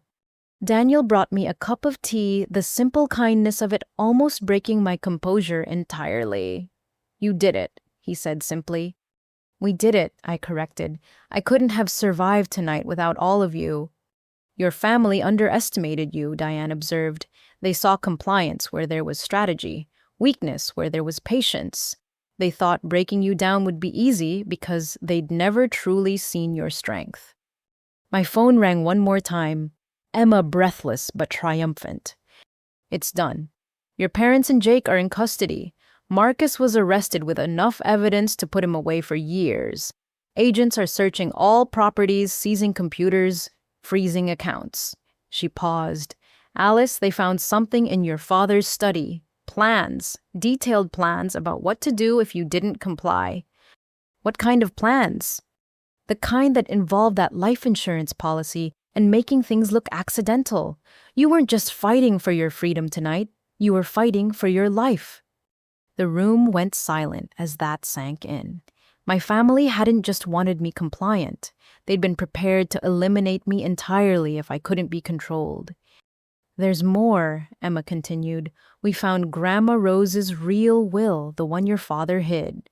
She left everything to the women in the family specifically because she knew what the men would do with it. There's also a letter to you. What does it say? That she's sorry she couldn't protect you better. That she knew about the abuse but was too sick to stop it. That she hoped one day a Morrison woman would be strong enough to break the chain. Emma's voice caught. You're that woman, Alice. I stood at the window again, looking out at Chicago's lights. Somewhere in the city, my family was being processed, fingerprinted, confronted with the consequences of their actions for the first time. Somewhere other families like mine were continuing their cycles of abuse, believing themselves untouchable. But not tonight. Tonight, one dynasty fell, one cycle broke, one woman said enough and meant it. What happens now? I asked Emma. Now we build the case that ensures they never hurt anyone again. Now we help the other victims come forward. Now we show every family like yours that times have changed. She paused. Now you get to live your life on your terms. My terms. 26 years old, and I was finally free to discover what those actually were. As the clock passed 1 a.m, I remained in that conference room, surrounded by people who'd rallied to protect a woman they barely knew from a family that claimed to love her. The war wasn't over. There would be trials, media attention, family members choosing sides. But the first battle was won. And I was still standing. 1:30 a.m, and the adrenaline was finally starting to fade. The Preston and Associates conference room had become my temporary command center, with empty coffee cups and legal documents scattered across the mahogany table. Daniel had refused to leave, claiming someone needed to make sure I didn't try to handle everything alone. The others had gone home with promises to reconvene in the morning. I was reviewing the fraudulent accounts Jake had opened when my phone buzzed with a text from an unknown number. This is Mrs. Chen. Are you still at your office? I have something you need to see. It's important. My elderly neighbor who'd witnessed the driveway assault and offered to testify. It seemed risky to leave the safety of the office, but something in her message felt urgent. Daniel, Mrs. Chen wants to meet. She says it's important. He frowned. The neighbor who recorded the assault, why can't it wait until morning? I don't know, but she's been documenting my family's behavior for years. If she says it's important, then we go together, he said firmly. No arguments. After what we learned tonight about your family's plans, you're not going anywhere alone. 20 minutes later, we pulled up outside Mrs. Chen's modest brick house, 3 doors down from my parents' now empty mansion. FBI evidence tape crossed the Morrison property entrance, yellow plastic proclaiming the fall of an empire. Mrs. Chen's porch light was on, and she opened the door before we could knock. Alice, thank goodness. Come in quickly. Mrs. Chen had to be 75, but she moved with the purposeful energy of someone much younger. Her living room was immaculate, decorated with Chinese watercolors and legal books that reminded me she'd been a civil rights attorney before retirement. Tea, she offered, already moving toward the kitchen. Mrs. Chen, what's this about? I asked gently. She paused, studying us both carefully. First, who's your friend? Daniel Kim, my boss at Preston and Associates. He's been helping me tonight. Her expression softened. Good. You'll need witnesses for what I'm about to show you. She disappeared into another room, returning with a thick manila folder and a locked box. I've been waiting 40 years for a Morrison woman strong enough to handle this. For 40 years? She settled into her armchair, her weathered hands resting on the folder. I bought this house in 1985. Your father had just married your mother, and the Morrison family seemed like ideal neighbors. Successful, respected, traditional. Her lips twisted. It took exactly one family gathering for me to recognize the truth. She opened the folder, revealing photographs that made my stomach churn. Black and white images of women with bruised faces, swollen lips, fear-filled eyes. The fashion and hairstyles placed them across decades, but the injuries were timeless. Your grandmother Rose? She pointed to a photo from the 60s. Your grandfather broke her jaw when she tried to start her own business. She told the hospital she fell downstairs. Another photo. Your Aunt Catherine, 1992. She just graduated law school, top of her class. Your father and uncles cornered her at a family meeting, told her she was betraying her duty to marry and produce heirs. When she refused, they made sure no firm in Chicago would hire her. She had to move to Seattle to practice.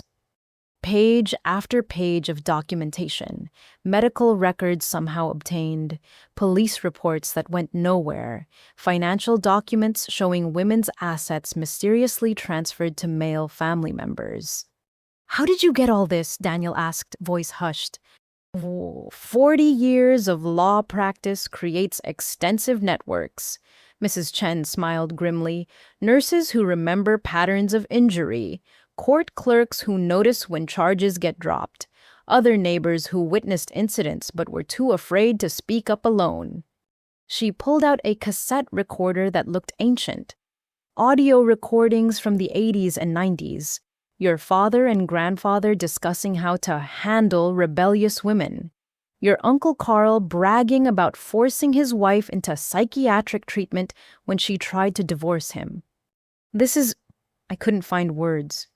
Evidence of systematic generational abuse dating back to the founding of the Morrison fortune. She opened the locked box, revealing VHS tapes, more photos, and newspaper clippings. Your great-grandfather started it. Made his money in steel during the Depression, built on the backs of workers he exploited. But he saved special cruelty for the women in his family. A newspaper clipping from 1952 caught my eye. Morrison heiress dies in tragic accident. The photo showed a young woman who looked disturbingly like me. Your great-aunt Helen, Mrs. Chen explained. She tried to claim her inheritance directly instead of letting her brothers manage it. Fell from a 7th-story window 2 days later. The police called it suicide. They killed her. Impossible to prove after 70 years. But the pattern is clear. Morrison women who comply live comfortably in their cages. Those who resist face escalating consequences. She pulled out more recent documents. Which brings us to your cousin Jessica. My heart raced.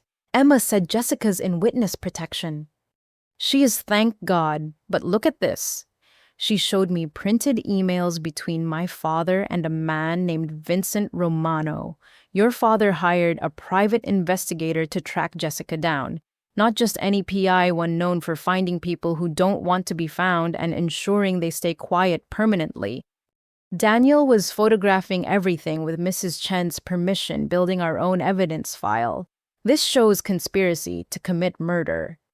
Among other things, Mrs. Chen turned to me. 3 weeks ago, your father met with this same investigator about you. I have video from my doorbell camera of Romano surveilling your apartment building. The room spun. They'd been planning my elimination for weeks, long before tonight's confrontation. But there's more, she continued, and this is why I needed to see you tonight before news spreads. She pulled out a leather journal. This belonged to your grandmother, Rose. She gave it to me 2 weeks before she died. Made me promise to give it to the first Morrison woman who successfully stood up to the family. I took the journal with trembling hands. Rose Morrison's distinctive handwriting filled the pages. Read the marked section, Mrs. Chen suggested. I found the bookmark and read aloud. If you're reading this, it means you've done what I never could, broken free from the Morrison curse. The family fortune everyone fights over. It's blood money built on exploitation and maintained through violence. But I've spent 50 years secretly building something else. I looked up at Mrs. Chen, who nodded for me to continue. Hidden in trust funds, the men never knew about, invested in companies they'd never think to check. I've accumulated nearly $30 million. It's all documented with Hamilton and Associates in Seattle. Catherine knows the details. This money goes only to Morrison women who've escaped the family's control. Use it to build the life they tried to deny you. Use it to help others escape. Use it to ensure the Morrison name becomes synonymous with female strength, not male dominance. $30 million. hidden from the family patriarchs for decades. There's a list. Mrs. Chen pointed to the next page. Contact information for every Morrison woman who escaped, changed their names, built new lives. A whole network waiting to welcome you. The list was extensive. Cousins I'd been told died or disappeared, aunts who'd supposedly betrayed the family, even names I'd never heard scrubbed from family history for the crime of independence. This is incredible, I breathed, but why keep it secret so long? Because timing is everything in war, Mrs. Chen said simply. Rose knew that revealing this network too early would put everyone at risk. But tonight, with federal agents arresting the key players, tonight changes everything. My phone buzzed with a message from Emma. Major development. Can you come to FBI field office? Bring your lawyer. Daniel was already calling Sarah Winters, arranging to meet at the federal building. As we prepared to leave, Mrs. Chen pressed the journal into my hands. Your grandmother wrote something else you should see, she said, flipping to the last entry. She predicted this night. I read Rose's final words. I won't live to see the Morrison dynasty fall, but I know it will happen. Some young woman will stand up at a family meeting and say no. She'll be threatened, beaten, nearly destroyed. But she'll survive because Morrison women are stronger than Morrison men ever imagined. When that day comes, when she's reading these words, I want her to know I see you, I believe in you, and I am so proud of who you've become. Tears flowed freely down my cheeks. Even in death, even while trapped in the same system that had trapped so many others, Rose had been planting seeds of revolution. We should go, Daniel said gently. The FBI is waiting.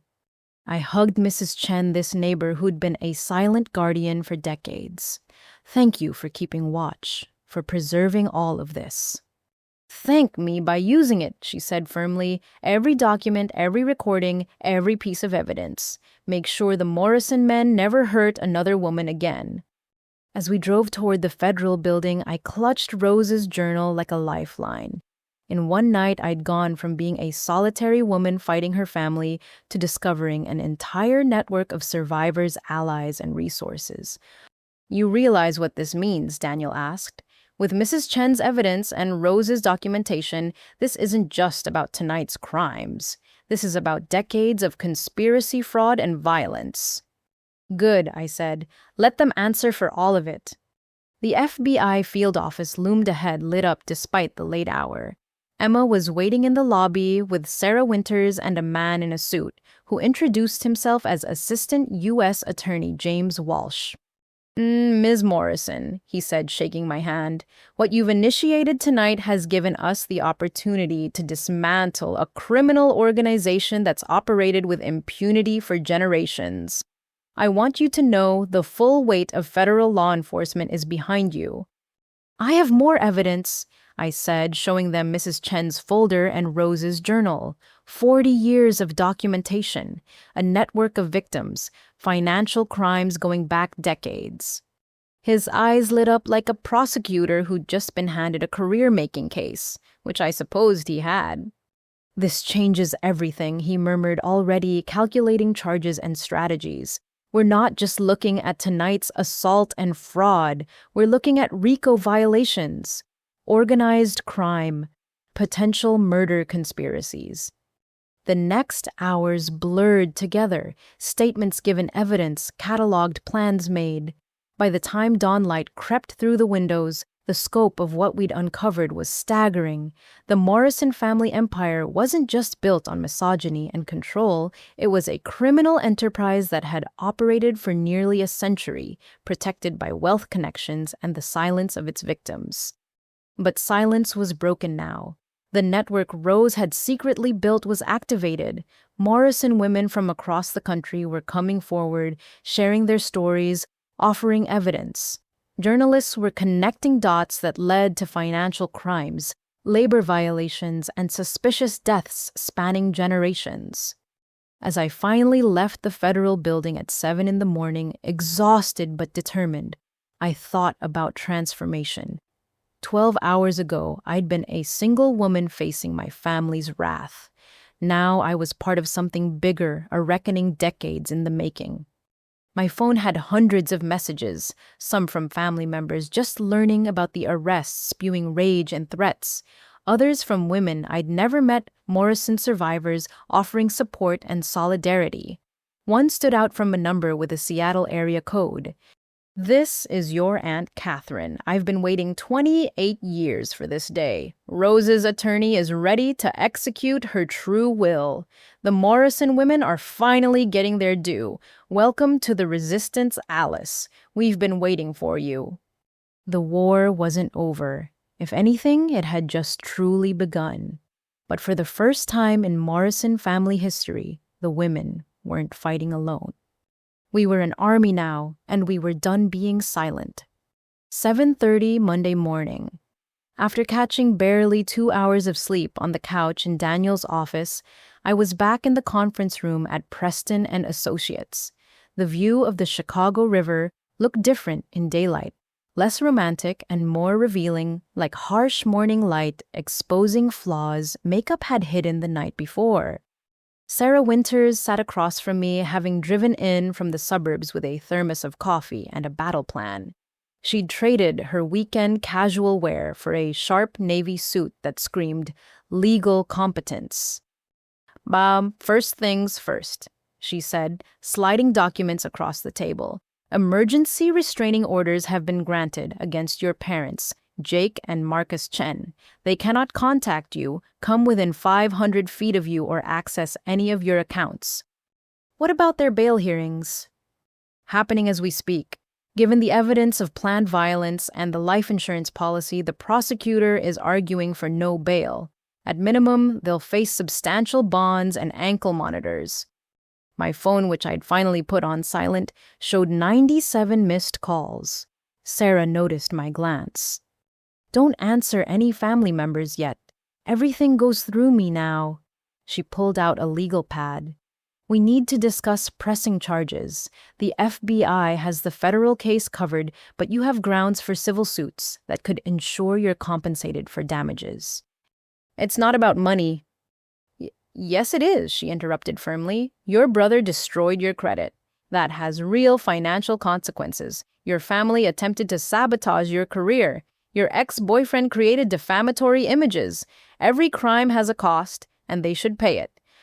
Jennifer Walsh from Preston's legal department entered with IT security chief Michael Torres. "Alice, we have an update on the digital situation." Michael pulled up his laptop. "Jake wasn't subtle. We've documented everything: 23 fraudulent accounts totaling $47,000 in debt, 6 apartment rental applications using your information, and 3 car loans you supposedly co-signed." 3 cars. 2 luxury vehicles and a boat, actually. He titled it Jake's Revenge. Michael's expression was disgusted. "Your brother has the emotional maturity of a vindictive toddler." "What about the images Marcus created?" "Never uploaded, thankfully. The FBI seized his equipment before he could distribute them. Our digital forensics team is analyzing everything to ensure no copies exist in cloud storage." Jennifer leaned forward. "The company is prepared to support full prosecution. Identity theft affecting an employee is something we take seriously. Plus, your father's attempt to damage your professional reputation gives us grounds for defamation suits." "Speaking of your father," Sarah pulled out her phone, "the bail hearing is live-streamed. Want to watch?" Part of me wanted to say no to avoid seeing my family face consequences for their actions, but a larger part needed to witness this moment. The courtroom feed showed my father in an orange jumpsuit, his usually perfect appearance disheveled. Gone was the patriarch who'd commanded family meetings with an iron fist. In his place stood a 71-year-old man, facing the weight of federal charges. The prosecutor was speaking. "Systematic pattern of fraud, embezzlement, and conspiracy to commit violence against family members who refused to comply with his demands. We have evidence of plans to murder his own daughter for her life insurance policy." Gasps echoed through the courtroom. The judge's expression hardened as she reviewed documents. My mother sat in the gallery, her face a mask of denial and rage. Jake was nowhere to be seen, likely having his own hearing in another courtroom. Given the severity of charges and clear danger to the victim, the judge pronounced bail is denied. The defendant will remain in custody pending trial. My father's lawyer protested, arguing about his client's standing in the community, his age, his health conditions, but the judge remained unmoved. Mr. Morrison's standing in the community is precisely why he poses such a threat. His influence and resources make him a flight risk and a danger to witnesses. She banged her gavel. Defendant is remanded. Next case. I watched my father being led away in shackles, the man who terrorized our family for decades, reduced to a number in the federal system. I waited for satisfaction, for joy, for something. Instead, I felt only hollow relief. "You okay?" Daniel asked quietly. "I don't know what I expected to feel," I admitted. "This man beat me, planned to kill me, stole from his own mother's estate. But watching him in chains—" "He's still your father," Sarah said gently. "Complex feelings are normal. But remember, he made these choices. Every crime, every act of violence, every betrayal, those were his decisions." My phone buzzed with a text from Emma. "Your mother's hearing is next. She's claiming diminished capacity due to psychological abuse. Jake's taking a different approach. His lawyer's arguing you've been unstable for years." The next hour was a masterclass in legal maneuvering as I watched my family try to paint themselves as victims. My mother sobbed on the stand, claiming she'd been forced to drug me by her domineering husband. Jake's attorney presented carefully edited texts, suggesting I'd threatened the family first. Even Marcus, in his separate hearing, claimed I'd led him on and broken his heart, driving him to desperate measures. "They're trying to establish a narrative," Sarah observed, "paint you as the aggressor themselves, as a concerned family pushed too far by a mentally ill relative. Will it work?" "Not with the evidence we have. Emma's recordings alone destroy their credibility, but this shows they're going to fight dirty." She made notes on her pad. "We need to be prepared for character assassination attempts." As if on cue, my phone lit up with Google alerts. Local news had picked up the story, "Prominent Chicago family arrested in fraud scheme." The articles were mostly factual based on the arrest records, but the comments sections were already filling with speculation and judgment. Don't read those," Jennifer advised. "We're monitoring for actual defamation, but public speculation is unfortunately legal." A knock on the conference room door interrupted us. Diane Chang from PR entered with a grim expression. "We have a problem. Someone leaked the deepfake images to a gossip blog." My blood ran cold. Marcus was in custody. These are different ones. Cruder, obviously fake to any expert, but the blog is running them with a story about a Chicago executive's secret life. She showed me her tablet. The images were laughably bad, clearly manipulated, but seeing my face attached to explicit content still felt violating. "Can we get them taken down?" "Already on it. Our legal team is sending cease and desist orders. But Alice, this won't be the last attempt. Your family has allies, people who benefit from the current power structure. They'll try to discredit you." Sarah was already typing. "I'm filing for an expanded protective order to include harassment via third parties, and we'll add this to the civil suits, intentional infliction of emotional distress." The morning progressed in a blur of legal strategies and damage control. By noon, we'd filed 17 different legal actions, frozen the fraudulent accounts, and gotten the explicit images removed from 3 websites. But for every fire we put out, 2 more seemed to spark. A text from an unknown number: "You destroyed a good family. Jake was right about you being selfish." Another: "Your mother is in custody because of you. How do you sleep at night?" And worse: "We know where you work, where you live. Family protects family." "These are witness intimidation," Sarah said, documenting each message. "Every threat adds to our case." Daniel had building security on high alert, and the FBI assigned an agent to check on me periodically, but I couldn't hide in the conference room forever. I need to go to my apartment, I said. Get clothes, check on things. Absolutely not alone, Daniel insisted. In the end, it was a convoy. Me, Daniel, a security guard from Preston, and FBI agent Park who'd called during the arrests. My apartment building looked normal from the outside, but anxiety crawled up my spine as we entered. The violation was evident the moment I opened my door. Nothing destroyed, nothing obviously stolen, but everything slightly wrong. Books moved on shelves, drawers closed incorrectly, my laptop missing from the desk. Don't touch anything, Agent Park instructed, already calling for a forensics team. This is a crime scene now. In my bedroom, the intrusion felt even more personal.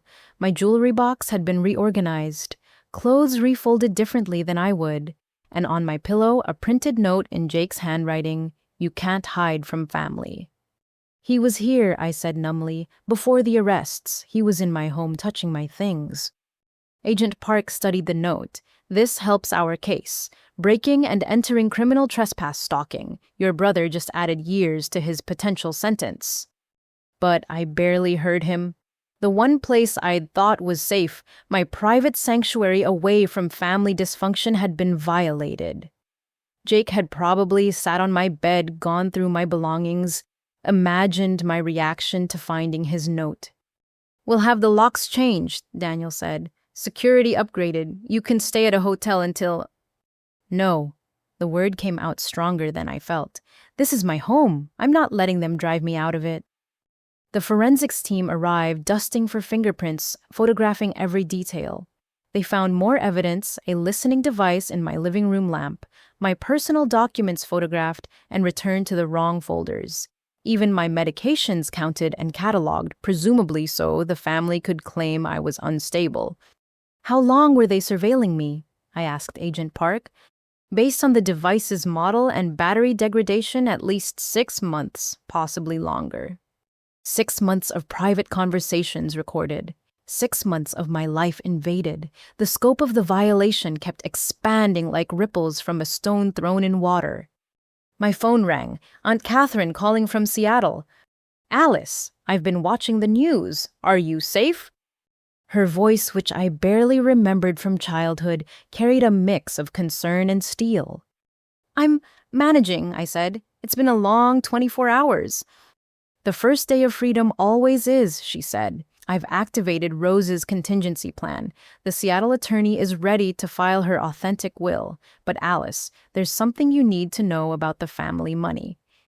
"What about it?" "It's more extensive than even the FBI knows.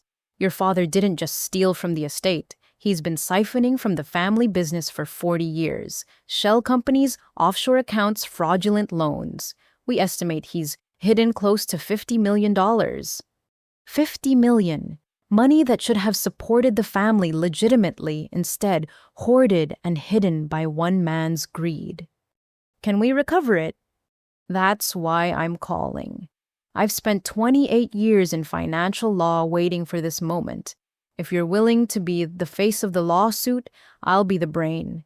Together, we can dismantle every financial crime your father committed and return the money to its rightful heirs, the Morrison women he tried to destroy. I looked around my violated apartment at the FBI agents cataloging evidence at Daniel and the security team who'd rallied to protect me. Then I thought about Jessica in witness protection, the cousins who'd fled the aunts who'd been broken. I said, "Whatever it takes." "Good. I'm flying to Chicago tonight with a team of forensic accountants. Your father thought he was building a dynasty. Instead, he built a house of cards." Her voice carried decades of suppressed anger, "and we're about to blow it down." As I hung up, Agent Park approached with an evidence bag. "We found something else, hidden in your bathroom vent." Inside was a small key with a number engraved on it, a safety deposit box key. "Any idea what this opens?" he asked. I studied it carefully. The number seemed familiar somehow. Then it clicked. It matched the date of my college graduation, the day my mother had started drugging my food. I think I said slowly, my family left me one more surprise. Tuesday morning arrived with a thunderstorm that matched my mood. I'd spent Monday night in a hotel, unable to face my violated apartment, even with new locks and security systems. The safety deposit box key sat on the nightstand, taunting me with possibilities. Daniel picked me up at 8, armed with coffee and updates. The board of directors called an emergency meeting. They want to discuss the situation. My stomach dropped. Are they firing me? What? No, Alice, you're the victim here. They want to discuss pressing corporate charges against your father for his interference. Also, he hesitated. There's something else. About Marcus Chen. What about him? It found something during their investigation. Marcus has been trying to access our systems for months. Not just your account's proprietary information, client lists, strategic plans. The pieces clicked. He was doing corporate espionage for Jake. That's what it looks like. Your brother wasn't just trying to destroy your personal life. He was trying to steal your professional achievements too. We arrived at Preston and Associates to find unusual activity. Security was checking every ID, and several people I didn't recognize stood near the elevators. FBI is here, Daniel explained. They want to expand the investigation to include corporate espionage charges. The 15th floor buzzed with tension. In the main conference room, I found Chief Operating Officer Patricia Williams, Head of Security Michael Torres, and several FBI agents, including Agent Park. Patricia stood when I entered. Alice, I want to say personally how appalled I am by what your family has done. Preston and Associates stands behind you completely. Thank you, I managed. However, she continued, we've discovered the situation is more complex than simple harassment. Michael connected his laptop to the screen. After finding the intrusion attempts, we did a comprehensive security audit. We found irregularities dating back 2 years. My confusion must have shown because he quickly explained. Emails from your account to specific clients, always sent after hours, containing subtle discouragements about working with Preston. Proposals that were mysteriously delayed or corrupted. Projects where key information leaked to competitors at crucial moments. I didn't send any of those. We know the access logs show they originated from external sources, but here's the troubling part. They knew exactly which projects to target, which clients were vulnerable, which proposals mattered most. Agent Park leaned forward. Ms. Morrison, has anyone at Preston ever asked you for unusual information? Anyone seemed too interested in your work? I thought back over 2 years of office interactions, and suddenly one face stood out. My stomach churned as realization hit. David, I whispered. David Chen from accounting. The room went silent. Patricia and Michael exchanged glances. Marcus's cousin. I continued, pieces falling into place. He started here 3 years ago, always friendly, always asking about my projects, to better understand budget allocation. I thought he was just thorough. Michael pulled up employee records. David Chen started 3 years ago with stellar recommendations, clean background check, model employee. He paused. Also Marcus Chen's first cousin and Jake Morrison's fraternity brother from Northwestern. The betrayal felt like another physical blow. David, who'd celebrated my promotions and commiserated over difficult clients. David, who'd had access to financial data, project timelines, and confidential information. Where is he now? Patricia asked. Security checked the logs. He hasn't badged in since Friday. His company laptop was remotely wiped Saturday night. He knew, I said. When the family meeting was happening, he knew to cover his tracks. Patricia's expression was granite. This is corporate espionage at the highest level. They didn't just want to destroy your career. They wanted to steal it. Every success you achieved, every client you won, every innovation you developed. Agent Park was taking rapid notes. We'll add this to the federal charges. Conspiracy to commit corporate espionage carries serious penalties. But I was thinking beyond legal ramifications. The Stevenson account? I said suddenly. Last month, our biggest competitor somehow knew our exact pricing strategy. We lost a $10 million contract. Michael was already searching. The proposal was accessed from David Chen's terminal 2 days before the competitors submitted their bid. The Mitchell Industries innovation. I continued, memories flooding back. 6 months of development, and suddenly 3 other firms had similar concepts. Chen accessed those files repeatedly. Michael confirmed. Patricia stood, phone already in hand. I need to inform the board. This isn't just about one employee anymore. This is about systematic theft of intellectual property orchestrated by your family to undermine your success and benefit from insider information. As she left to make calls, Agent Park focused on me. Alice, we need to search David Chen's workspace and home immediately, but we also need to consider something else. This level of coordination, planning, and execution, it suggests someone with significant business acumen was involved. More than Jake, I agreed. He could never orchestrate something this complex. Your father... I thought about Dad's business empire built on construction and real estate. He's cunning but not technologically sophisticated. This required understanding of corporate structures, IT systems, competitive intelligence. My phone buzzed with a text from Aunt Catherine. Landed in Chicago, bringing someone you need to meet. Your Uncle Carl isn't who you think he is. Uncle Carl, Mom's brother who'd always seemed like the weak link in the family hierarchy. Quiet, deferential, letting my father dominate every conversation. I might have an idea, I said slowly. My Uncle Carl. Everyone thinks he's just a middle manager at some logistics firm, but he's always asking detailed questions about business operations. Always interested in corporate strategies.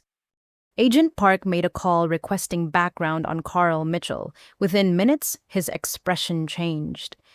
Your uncle doesn't work for a logistics firm, he said. He owns it, along with 3 other companies all specializing in corporate intelligence and competitive analysis. The room went quiet as that sank in. Uncle Carl, the forgotten relative, the man who'd stood silently while my father beat me, was actually running corporate espionage operations. He's been using family gatherings to gather intelligence, I realized. Every conversation about work, every proud mention of achievements, every complaint about difficult projects, he was cataloging it all.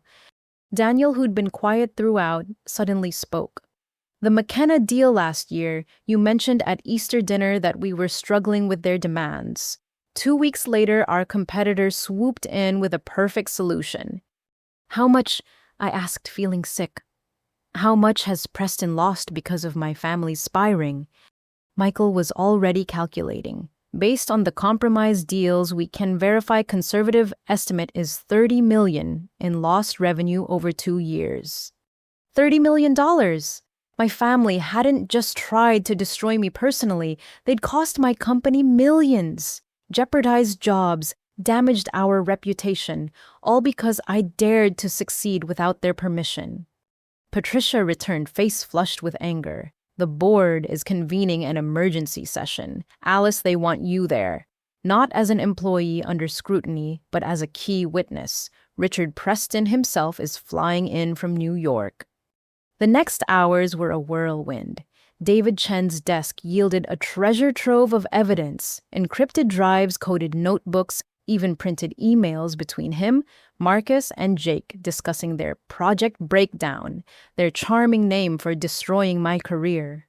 The FBI raid on Uncle Carl's offices was happening simultaneously. Aunt Catherine arrived at Preston with a small army of forensic accountants, and one surprise guest, a nervous-looking man in his 40s I'd never seen before. Alice. Catherine said, meet William Foster. He's worked for Carl for 10 years and recently developed a conscience. William couldn't meet my eyes. I'm sorry, he said quietly. I didn't know it was family being targeted until last week. Carl always said it was just business, just competitive intelligence. But when I saw the news about your father's arrest, connected the dots, I couldn't stay silent. What can you tell us? Agent Park asked. Everything, William said. I have copies of every operation Carl ran against Preston and Associates. Every source, every method, every piece of stolen intelligence. He called it the Morrison Project. He produced a flash drive. 5 years of operations, not just against Alice, but against any Morrison woman who showed independence. Jessica's employer before she fled. Catherine's law firm in the 90s. Even Rose Morrison's investment advisors before she died. He spied on his own mother, I asked, disgusted. Carl believes women can't handle money or business, William explained. He saw it as protecting family assets from feminine incompetence. Every successful woman in the family was a threat to be neutralized. Michael plugged in the drive and we watched 5 years of conspiracy unfold on screen. Emails, financial transfers, operation plans. The scope was staggering. This goes beyond family abuse, Patricia said. This is a criminal enterprise targeting multiple companies across decades. Richard Preston entered the conference room having clearly rushed from the airport. The 70-year-old founding partner of Preston and Associates looked like an avenging angel in a 3-piece suit. Ms. Morrison, he said, extending his hand. I've built this firm over 40 years on principles of merit and integrity. To discover someone suffered systematic sabotage while excelling in our ranks, unacceptable. He turned to the room at large. Preston and Associates will pursue full legal action against all parties involved. We will seek complete restitution for damages. And Alice, we will ensure your career is not only protected, but elevated. Your achievements despite this sabotage prove you're exactly the kind of leader we need. My phone rang, Emma calling from the FBI field office. Alice, you need to know something. We just arrested Carl Mitchell. He didn't go quietly, started screaming about ungrateful women destroying America. She paused. He specifically mentioned you, said you'd regret betraying the natural order. Is that a threat? That's what we're treating it as. Alice, the scope of this is bigger than we imagined. Carl's operation wasn't just targeting Morrison women. He's been selling intelligence on female executives across Chicago. We're looking at dozens of victims, millions in corporate theft. I looked around the conference room at the people who'd rallied to support me. My company, the FBI, Aunt Catherine with her team of experts. Even William Foster finding courage to expose his employer's crimes. Good, I said to Emma. Let him threaten. Let them all rage about the natural order. Every word is evidence. Every crime exposed makes the next woman safer. Patricia was already coordinating with legal and PR. We're going to need a press strategy. This story will be huge corporate espionage ring specifically targeting successful women. Alice, are you prepared to be the face of this? I thought about 26 years of being told to be smaller, quieter, less ambitious. 26 years of watching mediocre men receive praise while exceptional women were sabotaged. 26 years of a natural order that was anything but natural. Yes, I said firmly. I'm ready to tell the whole truth. Richard Preston smiled, the expression sharp as a blade. Then let's destroy them properly. Through the courts, through the media, through every legal channel available. They wanted to play corporate games. His voice carried 40 years of business warfare experience. Let's show them how the game is really played. As strategies formed and plans took shape around me, I felt a shift in my role. I was no longer just defending myself against family abuse. I was standing for every woman whose ambition had been sabotaged, whose achievements had been stolen, whose success had been seen as a threat to be eliminated. The Morrison family had built their empire on suppressing women's potential.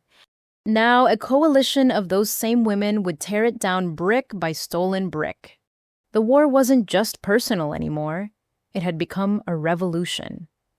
Wednesday morning brought revelations like dominoes falling in sequence. I sat in my temporary office at Preston and Associates, having been advised to work from the secure corporate environment until the threat assessment was complete. My desk phone hadn't stopped ringing since news broke about the corporate espionage ring. Emma arrived at 9 looking exhausted but grimly satisfied. Carl Mitchell broke after 12 hours. He's trying to cut a deal throwing everyone under the bus to save himself. What's he saying? That your father orchestrated everything, that Jake was the puppet master, that he was just following orders. She rolled her eyes. Classic deflection, except we have his emails showing he initiated most of the operations. My phone buzzed with an unknown number. I almost ignored it, but Emma gestured for me to answer while she listened. Alice. The voice was familiar but shaky. It's Tommy, your cousin Tommy. Please don't hang up. Tommy Morrison, Uncle Robert's son. 2 years older than me, he'd always been quiet at family gatherings, overshadowed by the louder male cousins. I put him on speaker at Emma's nod. What do you want, Tommy? To apologize. And to help. He took a deep breath. I've been documenting everything for 3 years, ever since Dad forced me to help with the books for his construction company. Alice, the fraud goes so much deeper than anyone knows. Emma leaned forward, interested. What kind of fraud? Who's that? Tommy asked, suddenly wary. FBI agent Emma Morrison, she said. Yes, Morrison. I'm your cousin too, Tommy. I've been undercover investigating the family. You can trust me. Silence, then a bitter laugh. Of course you are. This family is so twisted even our relatives are secretly federal agents. He paused. Can we meet? I have boxes of evidence. But I'm scared. Dad's been making threats since the arrests started. We arranged to meet at FBI headquarters within the hour. As I gathered my things, my personal phone rang with another unexpected call. Aunt Patricia, my mother's sister. Alice, dear, I need to tell you something before you hear it from others about the house deed I was forced to sign over. I remembered Emma mentioning this during the family meeting fallout. What about it? It wasn't just my house. I've been keeping records of every property the Morrison men have stolen from family women over the years. 17 houses, 6 commercial buildings, and 3 apartment complexes, all transferred under duress or through forged documents. 17 houses. Your great-aunt Helen's estate alone included 5 properties. After her suicide, they all mysteriously ended up in your grandfather's name. Your cousin Linda's condo was signed over while she was involuntarily committed to that psychiatric facility. Even your mother... My mother, I interrupted. Patricia's voice turned sad. Sarah inherited a beautiful Victorian in Lincoln Park from her grandmother. Your father convinced her to sign it over as a business investment right after they married. He sold it 2 years later for triple the value. She never saw a penny.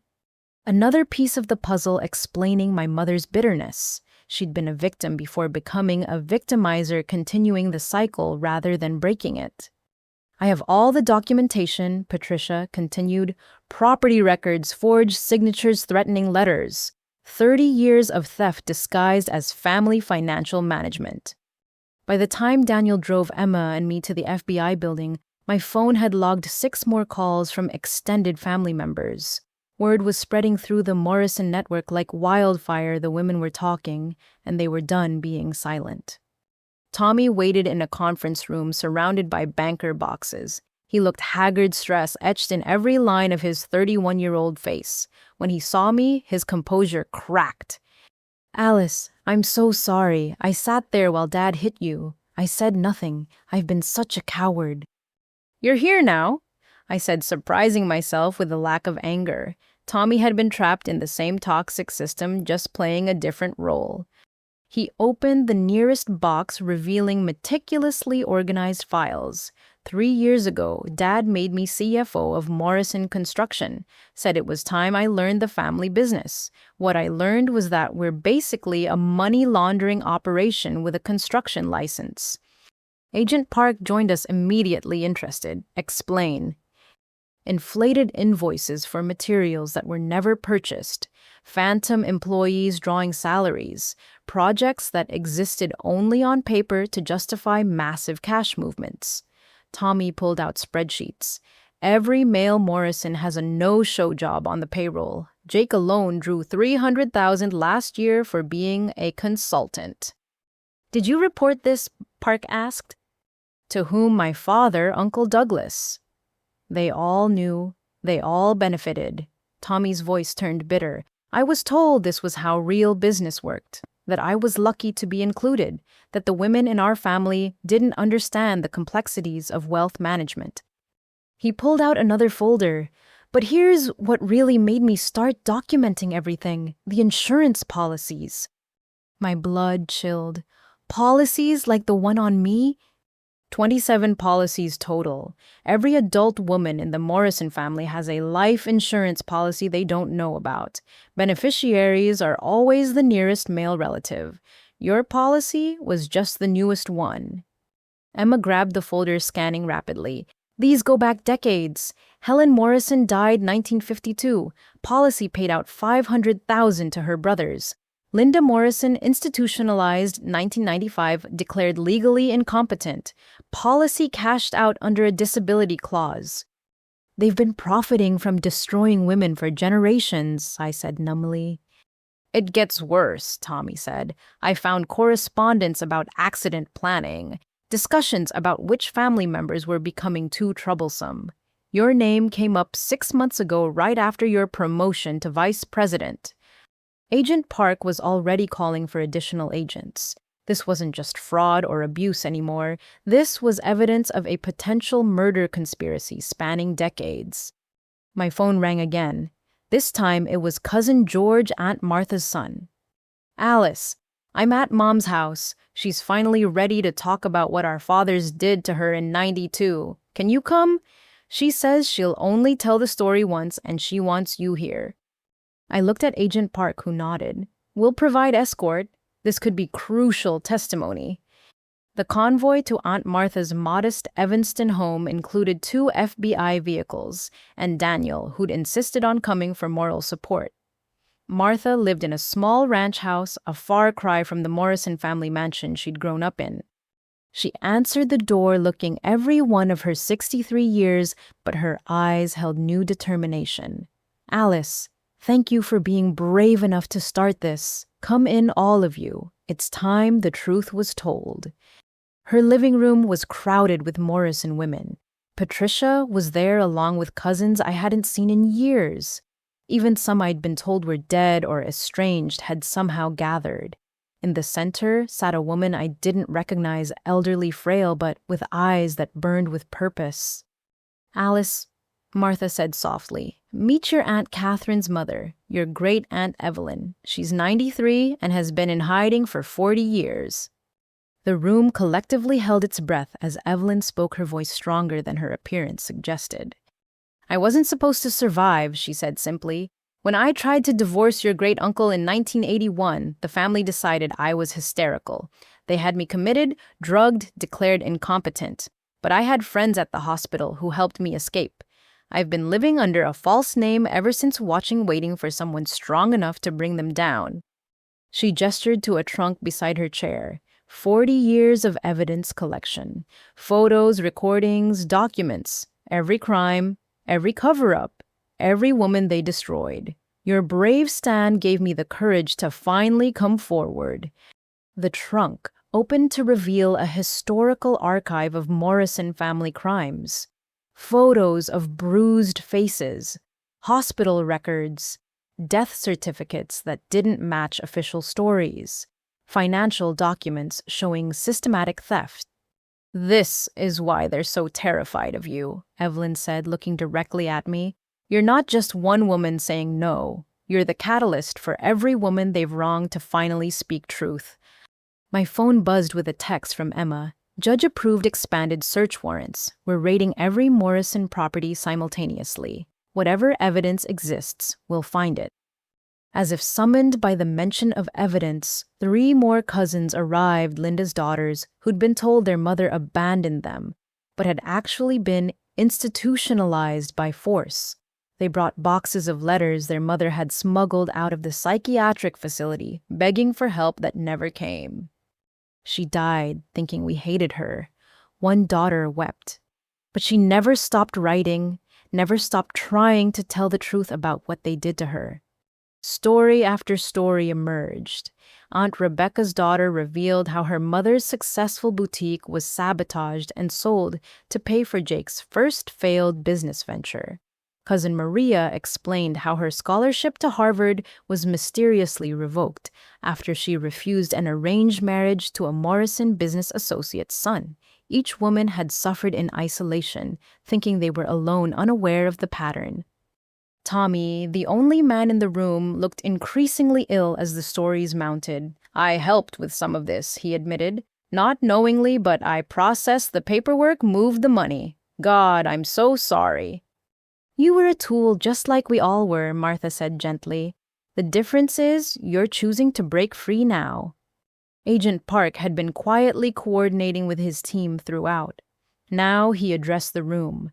"Ladies and Tommy, what you're providing is evidence of organized crime on a massive scale. With your permission, we'd like to bring in a full documentation team. Every story, every document, every photograph needs to be properly cataloged." The women agreed unanimously as FBI agents began the meticulous process of documenting decades of abuse. I stepped onto Martha's porch for air. The weight of generational trauma felt crushing. Daniel joined me. "You okay?" "All these women," I said, "all these lives destroyed or diminished. And for what? So mediocre men could feel powerful. The patriarchy's last gasps are always the most violent," a voice said. I turned to find Evelyn moving carefully with a walker but radiating strength. "You know what the Morrison men never understood," she continued. "They thought they were building a dynasty. Instead, they were creating an army of women with nothing left to lose and everything to fight for. You lit the match, Alice. Now watch their empire burn." My phone rang, Emma breathless with excitement. "Alice, we found it. Hidden safe in your father's study. Complete records of every crime going back 60 years. Financial fraud, property theft, insurance schemes, even murder plans. He documented everything, probably for blackmail purposes. The arrogance of keeping such detailed criminal records." "He never thought a woman would be in a position to expose him," I said. "Exactly. Alice, with this evidence, we're not looking at years in prison for your father. We're looking at life, multiple life sentences. The entire Morrison male line is going down." As I stood on that porch, surrounded by the women my family had tried to break, I felt a shift in the universe. The Morrison patriarchy hadn't just failed to break us, they'd forged us into something stronger. "Oh, Mima," I said, "tell the prosecutors I want to testify, not just about my assault, about all of it. Every woman here has a story that needs telling, and I want to make sure the world hears them." "Are you sure it'll be brutal? Their lawyers will try to destroy you on the stand." I looked through the window at the gathering of Morrison women sharing their stories, supporting each other, then building something new from the ashes of their trauma. "Let them try on it," I said. "We're not victims anymore. We're survivors, and we're done being silent." Thursday morning's Chicago Tribune headline screamed, "Morrison crime family decades of fraud and abuse exposed." The accompanying photo showed my father in handcuffs, but it was the sub-headline that caught my attention. "Matriarch Sarah Morrison claims victim status in jailhouse interview."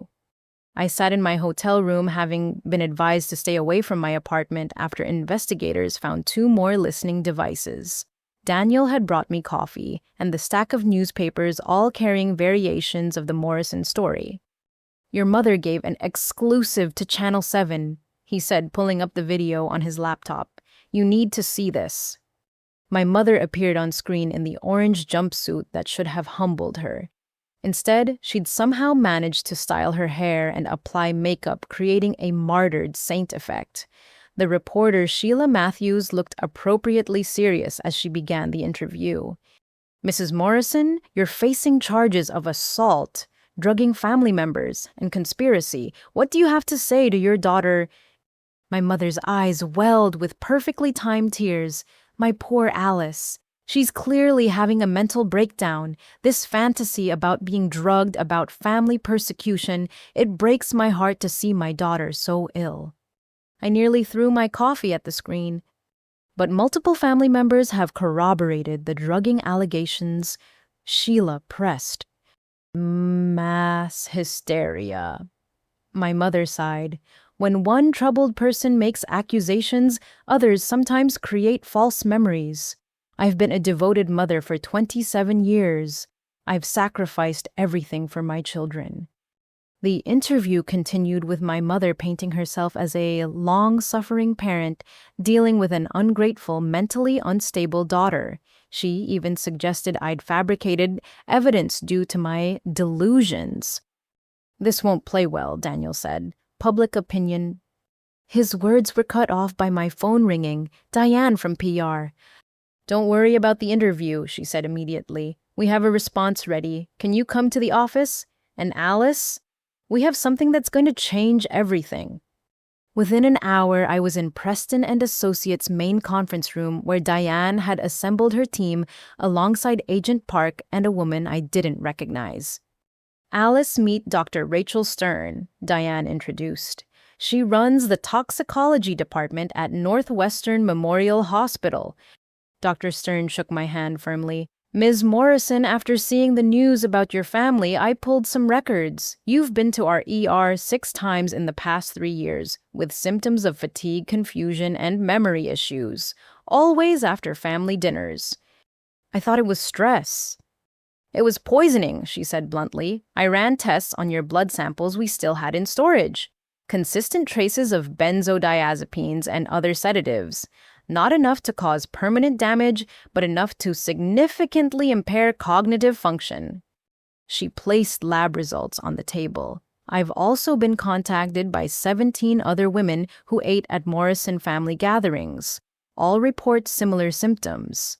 3 have confirmed drug traces in old medical tests." 17. My voice came out strangled. "Your mother didn't just drug family members," Dr. Stern explained. "She drugged any woman she saw as a threat. Business associates, girlfriends of male relatives, even teenage girls who showed too much spirit. I've documented at least 50 potential victims over 20 years. Diane was already strategizing. "We go live with this in 2 hours. Dr. Stern has agreed to a press conference. We have 3 victims ready to speak on camera.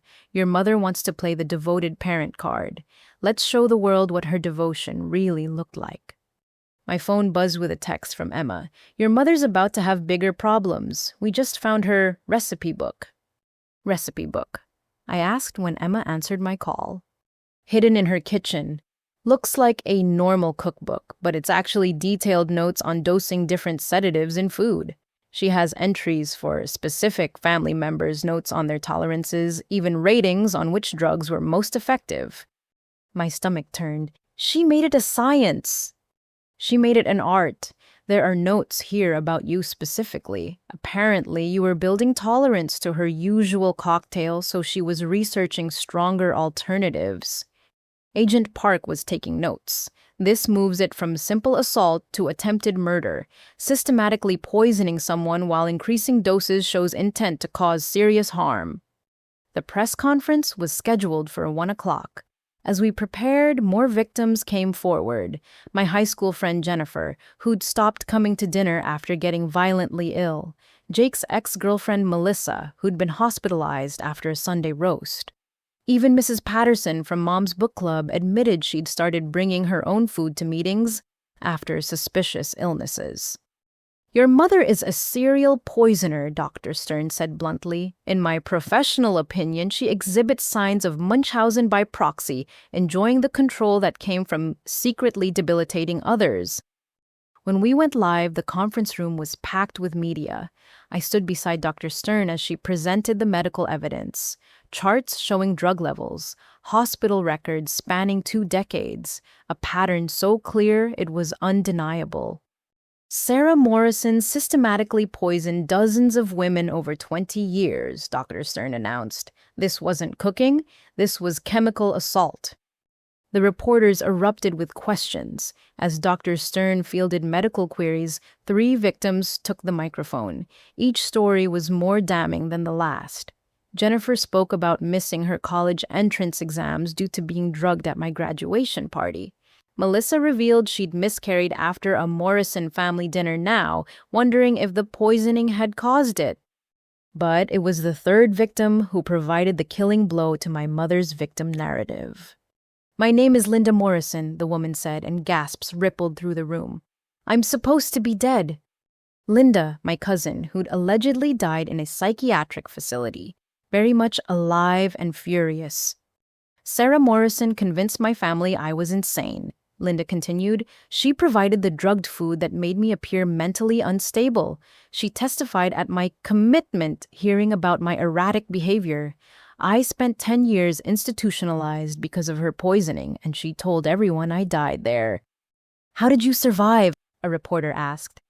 A nurse noticed my symptoms matched drug interactions. She ran tests, found the sedatives, and helped me get released. "I've been in hiding for 15 years, too terrified to come forward." Linda looked directly at the cameras. "Sarah Morrison isn't a victim. She's a predator who used food as a weapon." The press conference exploded into chaos. My phone rang constantly. Reporters, family members, strangers who'd eaten at Morrison gatherings and now questioned past illnesses. Then the coup de grace. Diane pulled up a video on the main screen. "This was recorded yesterday at the county jail," she explained. The footage showed my mother in a visitation room speaking to someone off camera. Her voice was clear. "I should have used stronger doses on Alice. The little witch built up immunity faster than expected. Next time, I'll make sure the job is finished properly." The room went silent. "She doesn't know visitors are recorded at county," Diane explained. "She was talking to her sister about planning for when she gets out." When she gets out. My mother, facing decades of evidence, still believed she'd walk free and continue poisoning women who threatened her worldview. Within hours, the interview my mother had given that morning became evidence against her. Social media exploded with comparisons between her tearful victim act and the cold calculation of her poisoning notes. Sarah, the poisoner, began trending. The Cook County State's attorney held his own press conference at 4 o'clock. "In light of new evidence, we're upgrading charges against Sarah Morrison to include 47 counts of aggravated battery, 20 counts of attempted murder, and 3 counts of conspiracy to commit murder. We're also investigating connections to several suspicious deaths over the past 3 decades." My phone rang. "Emma." "Alice, your mother just fired her lawyer and demanded to represent herself. She's claiming the entire medical community is conspiring against her." "Of course she is." "There's more. We found her computer. She's been running a blog under a fake name for 5 years. Traditional Feminine Wisdom. Thousands of followers reading her advice on being a proper wife and mother." "Please tell me you're joking." "I wish. She has posts about herbal remedies to calm hysteria in difficult daughters. Alice, she was teaching other women how to drug their families." The blog went viral within hours. Post after post of my mother teaching subtle poisoning disguised as traditional cooking. Comments from women thanking her for helping them manage difficult family members. An entire network of poisoners inspired by Sarah Morrison. That evening, I sat in my hotel room watching the news coverage. Every channel led with the story. Experts debated how someone could poison family members for decades without detection. Women's rights activists called for investigations into similar patterns nationwide. My phone rang, a number I didn't recognize. "You've destroyed everything," my mother's voice hissed. She must have gotten phone privileges. Generations of Morrison tradition ruined by one selfish girl. "You poisoned me for 8 years," I said calmly. "I medicated you," she corrected. You were too ambitious, too independent. The supplements helped you find balance. The supplements were sedatives. They were mother's love. Her voice turned eerily gentle. Every dose carefully measured, every meal prepared with care. Do you know how much work it takes to maintain proper feminine behavior in a family? How much effort I put into keeping you girls manageable? We weren't supposed to be managed. We were supposed to be loved. Her laugh was bitter. Love is management. Love is control. Love is knowing what's best for your family and ensuring it happens by any means necessary. That's not love. That's abuse. Abuse. Her voice rose. I'll tell you what abuse is.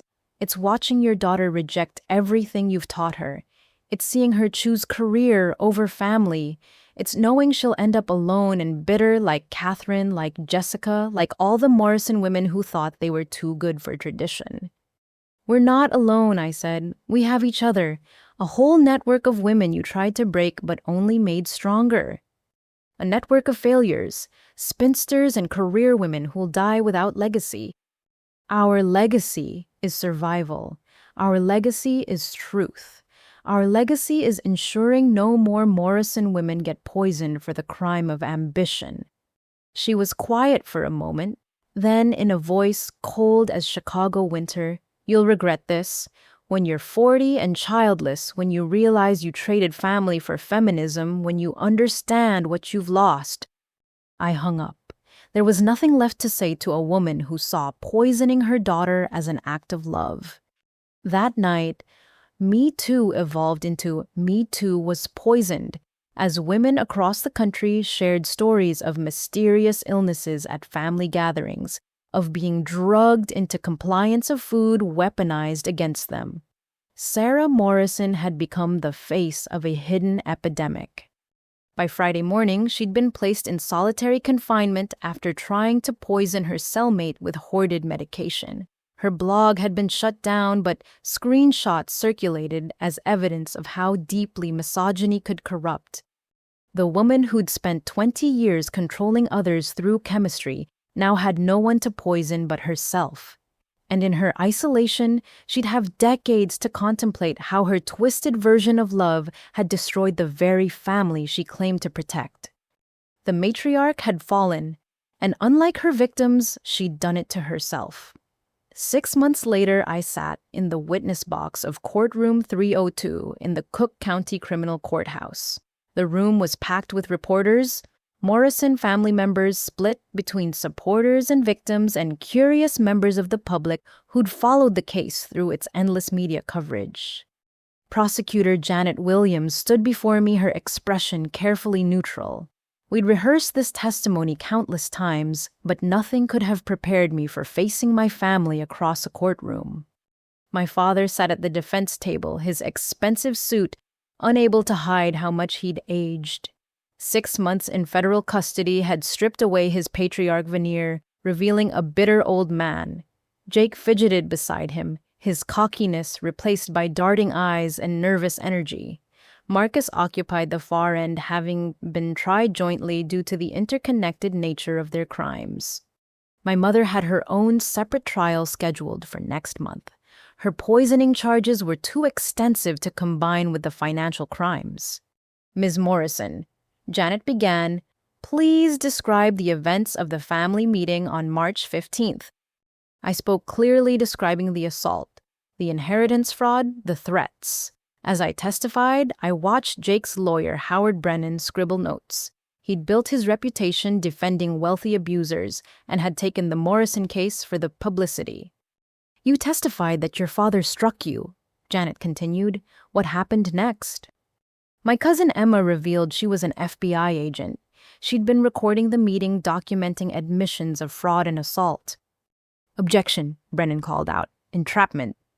Judge Patricia Hawkins, a no-nonsense woman in her 60s, barely looked up. Overruled. Agent Morrison was conducting a lawful investigation. Continue. I detailed the extortion, the identity theft, the corporate espionage. With each revelation, the jury's expressions grew more disgusted. 12 citizens of Chicago, 7 women and 5 men, holding the fate of the Morrison dynasty. When Janet finished, Brennan approached like a wolf stalking prey. His strategy was clear from his first question. "Ms. Morrison, have you ever sought psychiatric treatment?" "Yes, for anxiety and depression related to family trauma." "So you admit to mental health issues?" "I admit to seeking help for the psychological damage inflicted by systematic abuse." He tried another angle. "You stand to inherit millions if your family is convicted, correct?" "Oh, any inheritance would go toward restitution for victims and establishing support networks for abused women." How noble, his sarcasm dripped. "Tell me, Ms. Morrison, isn't it true you've always resented your brother Jake for being the favored child?" "I resented being drugged for 8 years because I achieved more than him despite being female." That landed. Several jurors shifted, remembering the extensive evidence of poisoning. Brennan grew desperate. "You claim your family conspired against you, but isn't it possible you're misinterpreting normal family dynamics through the lens of your admitted mental health struggles?" I leaned forward. "Mr. Brennan, normal family dynamics don't include 47 fraudulent accounts opened in my name. Normal families don't create deepfake pornography for extortion. Normal mothers don't keep recipe books for poisoning their daughters. If that's your definition of normal, I pity your family." Muffled laughter came from the gallery. Judge Hawkins called for order, but I caught her suppressing a smile. The defense's case relied heavily on character assassination and claims of female hysteria. But for every attack, the prosecution had evidence. When Jake took the stand claiming I'd threatened him first, Janet produced his texts bragging about the identity theft months before any alleged threats. When my father testified, I'd always been difficult. She showed decades of exemplary school reports and work evaluations. The most dramatic moment came when the prosecution called a surprise witness. "The state calls Margaret Morrison." Gasps echoed through the courtroom as my grandmother's sister entered. 91 years old, sharp as a blade and radiating fury. Aunt Margaret had been estranged from the family for 40 years. Now we learned why. "Douglas Morrison murdered my sister Rose," she announced before even being sworn in. The courtroom erupted. Judge Hawkins gavelled repeatedly for silence, while my father's face went white. After being properly sworn in, Margaret provided devastating testimony. "Rose called me the night before she died. She discovered Douglas had been stealing from her accounts for decades. She was meeting with attorneys the next morning to write him out of her will and press charges. That night, she had a sudden heart attack, despite perfect health at her checkup the week before." "Oh, objection!" Brennan shouted. "Speculation!" "I have proof," Margaret said calmly. She produced a recording device. "Rose sent me this voice message an hour before she died." Judge Hawkins allowed it. Rose's voice filled the courtroom. "Margaret, if something happens to me tonight, it was Douglas. He knows I know about the theft. He knows I'm changing my will. I've seen him put something in my tea. If I don't call you tomorrow, know it was murder. Save the women in our family. They deserve better than Morrison men." The jury stared at my father with horror. His own lawyer seemed stunned. Janet stood. "Your Honor, in light of this evidence, the state moves to add murder charges to the existing indictments." "So ordered," Judge Hawkins said grimly. The trial continued for 3 weeks. Witness after witness painted a picture of generational crime.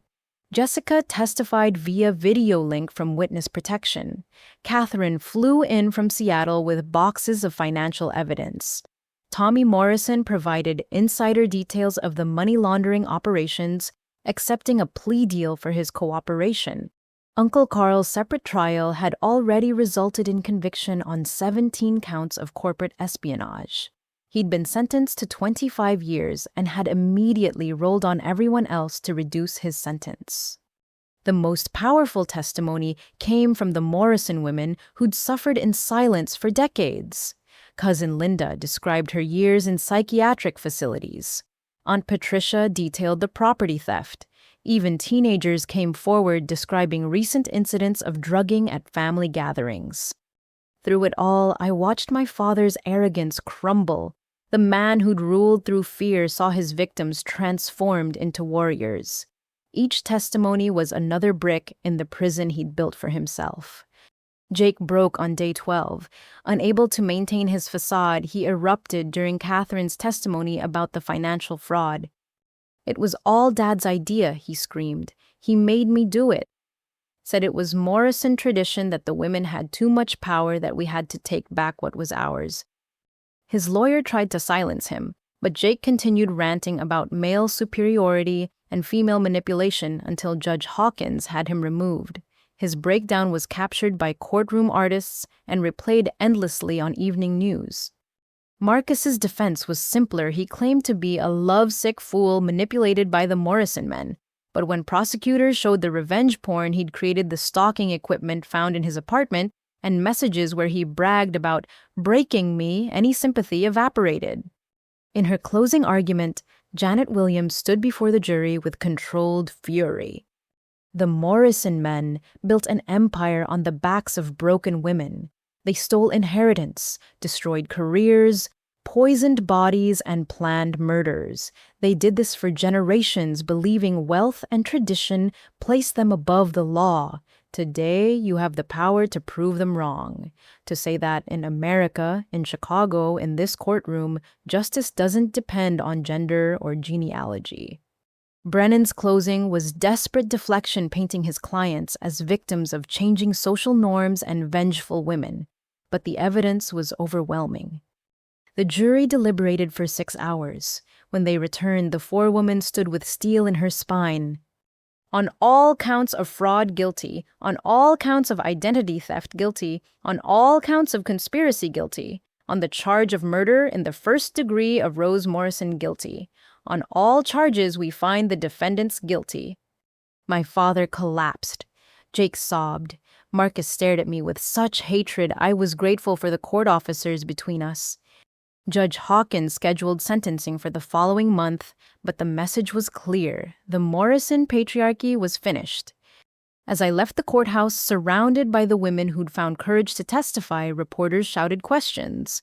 But I had only one statement. Today isn't about revenge. It's about revelation. For every family hiding abuse behind closed doors, for every woman told her ambition is betrayal, for every girl drugged into compliance, this verdict is for you. The Morrisons aren't special. They're just the ones who got caught. May this be the first of many such reckonings. That night, the Morrison women gathered at Aunt Catherine's hotel suite. 3 generations of survivors sharing champagne that no one had poisoned. We toasted absent friends, those who died mysteriously, those still too traumatized to appear, those whose names had been erased from family history. To Rose, Catherine raised her glass, who planted seeds of revolution even as they poisoned her. To us, I added, who grew strong enough to bloom despite the poison. We drank to justice delayed but not denied, to truth that outlasted lies, to bonds between women that no man could break. The war wasn't over. My mother's trial loomed.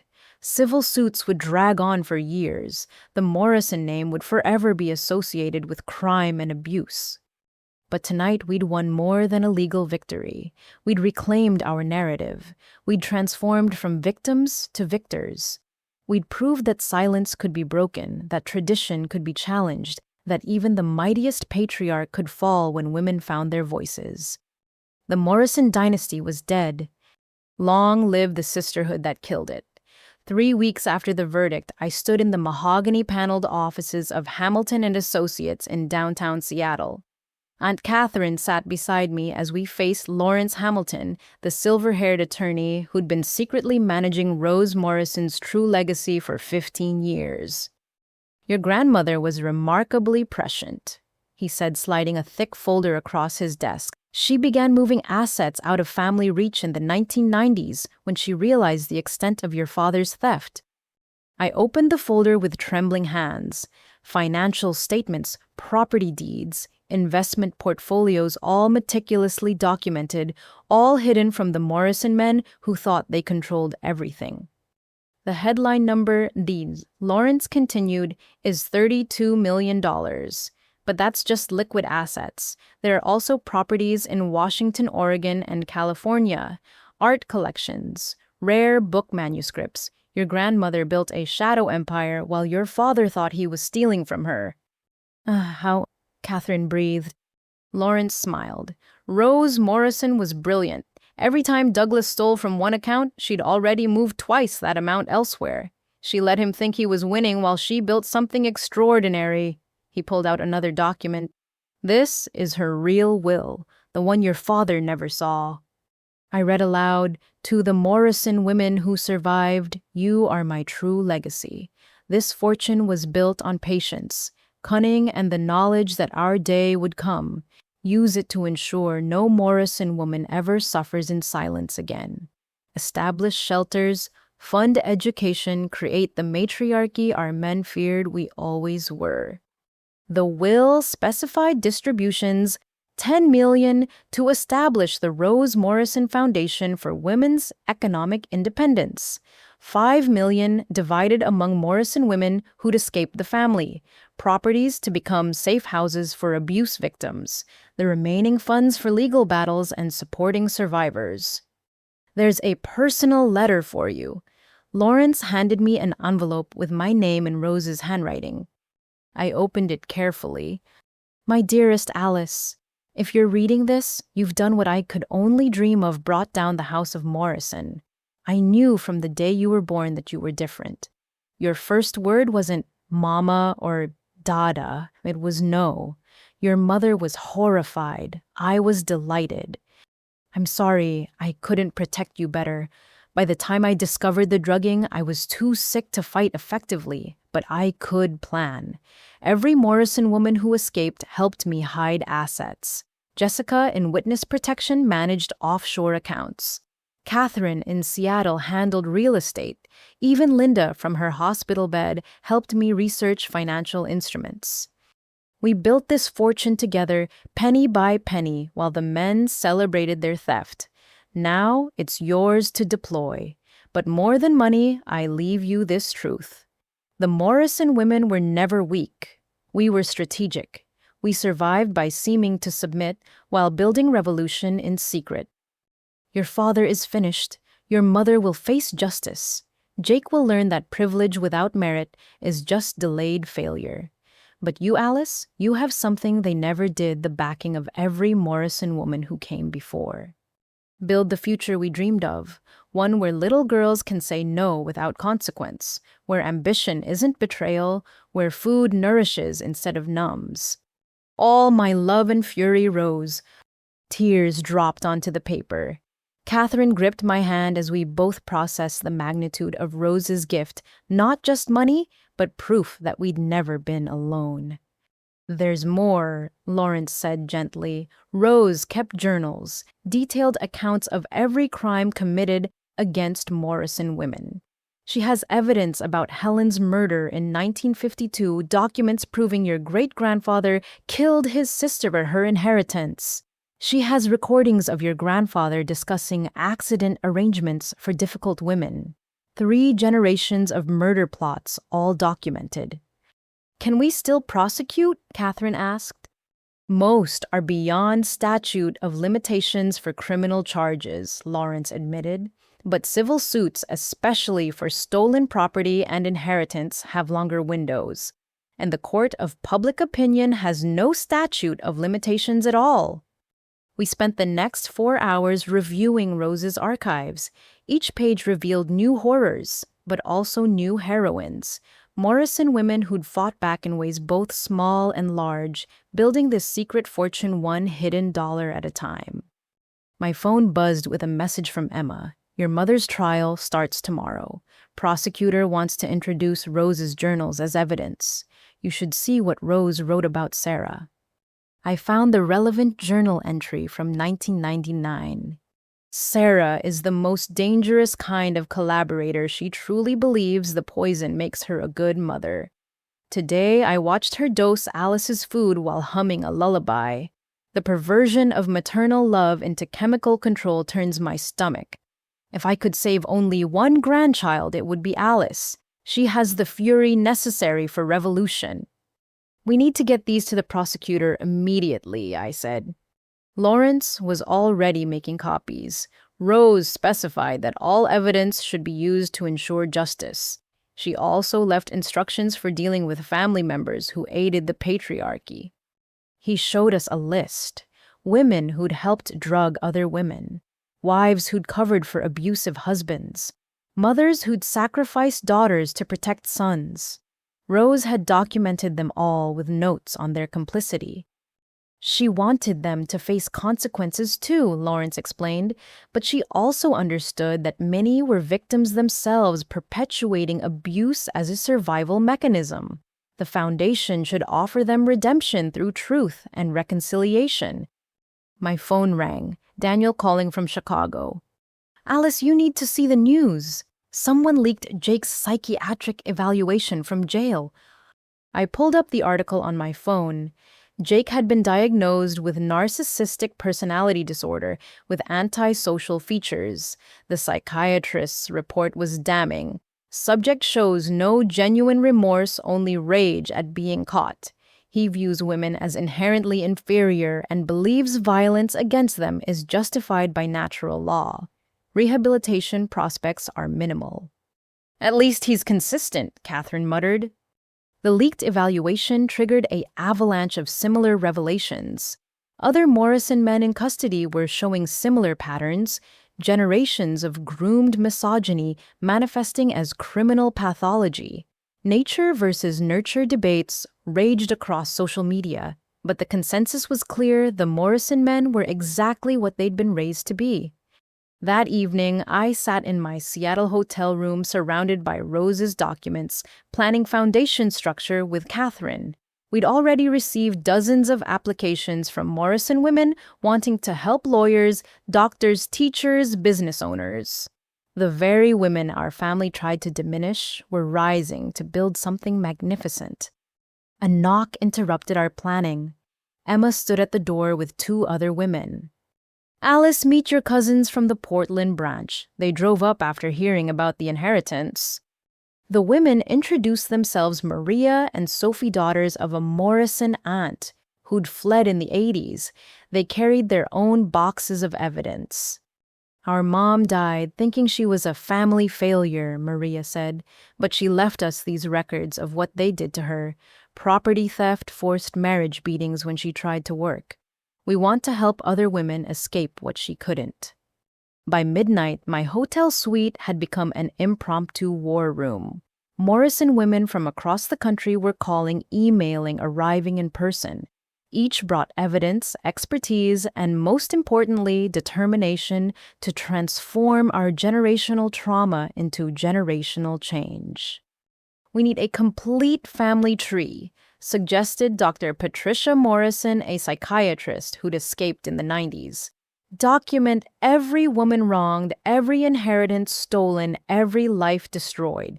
Make it impossible for history to forget.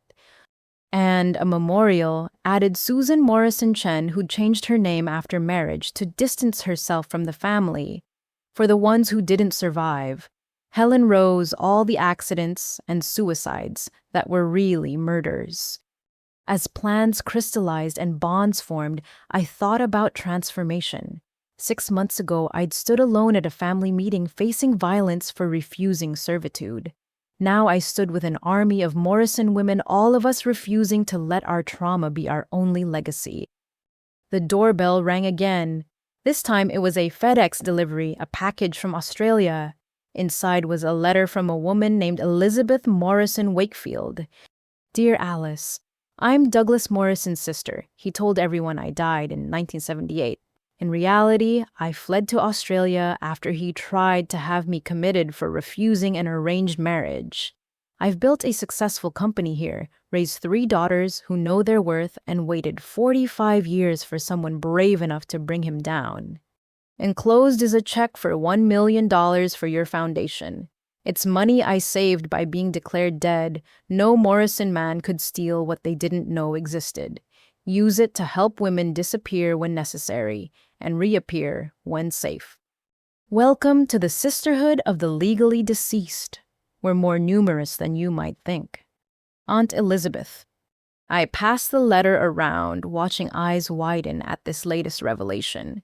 How many Morrison women were out there declared dead or insane, building lives free from family poison? We need a registry, Catherine declared, a way for deceased Morrison women to safely reconnect. Rose's foundation can verify identities and facilitate reunions. The Morrison Women's Resurrection Project. Someone suggested, and bitter laughter filled the room. As Seattle's skyline glittered outside, I realized we weren't just exposing family crimes anymore. We were rebuilding the very concept of family when based on choice, rather than chromosome support, rather than submission, truth rather than tradition. Tomorrow, my mother would face trial for poisoning dozens of women. Next month, my father would be sentenced for murder and fraud. Jake would spend decades in prison, his superiority complex his only companion. But tonight, Morrison women were planning a future where our daughters could be ambitious without apology, where our food would nourish rather than numb, where our inheritance would be freedom rather than fear. Rose's fortune wasn't just money. It was proof that even in the darkest circumstances, women find ways to resist. We save receipts and record conversations. We build secret networks and hidden accounts. We play the long game with patience, our oppressors mistake for passivity. The Morrison patriarchy had thought they were farmers, and we were livestock. They never realized we were seeds waiting underground for our season to bloom. Now spring had come, and we were growing wild. 2 years had passed since that violent family meeting changed everything. I stood in the grand ballroom of Chicago's Palmer House, watching 300 guests take their seats for the inaugural gala of the Rose Morrison Foundation for Women's Economic Independence. The transformation was remarkable.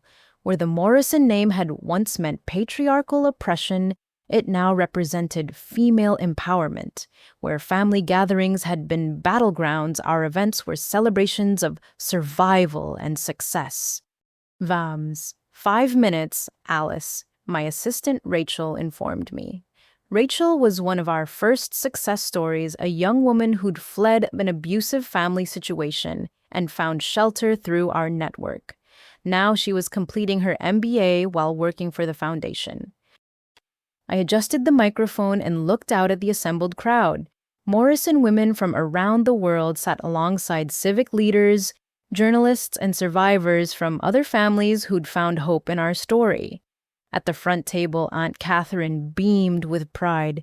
Beside her, Emma, now retired from the FBI, chatted with Jessica, who'd finally left witness protection. Ladies and gentlemen, I began, my voice carrying across the room. 2 years ago, I was assaulted for refusing to serve my brother dinner. Today, we've served notice to every family that believes women exist for male convenience. Your time is over. Applause thundered through the ballroom. I waited for it to quiet before continuing. The Rose Morrison Foundation has established 17 shelters across the country. We've provided legal aid to over 3,000 women escaping family financial abuse. We've funded education for 800 survivors, and we're just getting started. I clicked to the first slide, a photo of our newest facility in Seattle.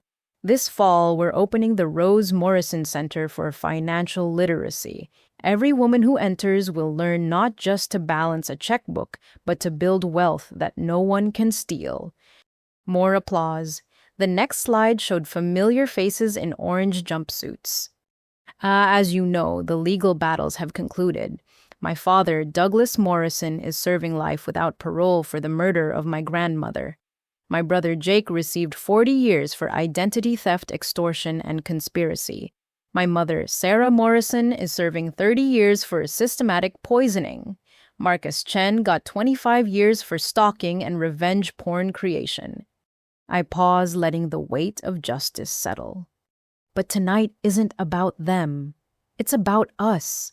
The women who survived, the daughters who said no, the mothers who chose their children over tradition, the sisters who supported each other when family failed. The next slide showed a collage of Morrison women, some who'd escaped decades ago, some who'd only recently found freedom. We've reunited 47 Morrison women who were declared dead or missing by the family. We've recovered $16 million in stolen assets. We've exposed similar abuse patterns in dozens of other prominent families. The Morrison case has become a catalyst for nationwide change. I clicked to statistics, congressional hearings on family financial abuse, new laws protecting women's economic rights, corporate policies preventing the kind of espionage Jake and Carl had orchestrated. Change doesn't happen in courtrooms alone, I continued. It happens when women share their stories, when mothers teach daughters that obligation has limits, when we replace toxic tradition with chosen family. The lights dimmed for a video presentation, testimonies from women we'd helped, their faces glowing with hard-won freedom. A teenager who'd escaped before her family could force her into marriage. A grandmother who'd finally pressed charges after 50 years of financial theft. Professional women whose careers had been salvaged from family sabotage.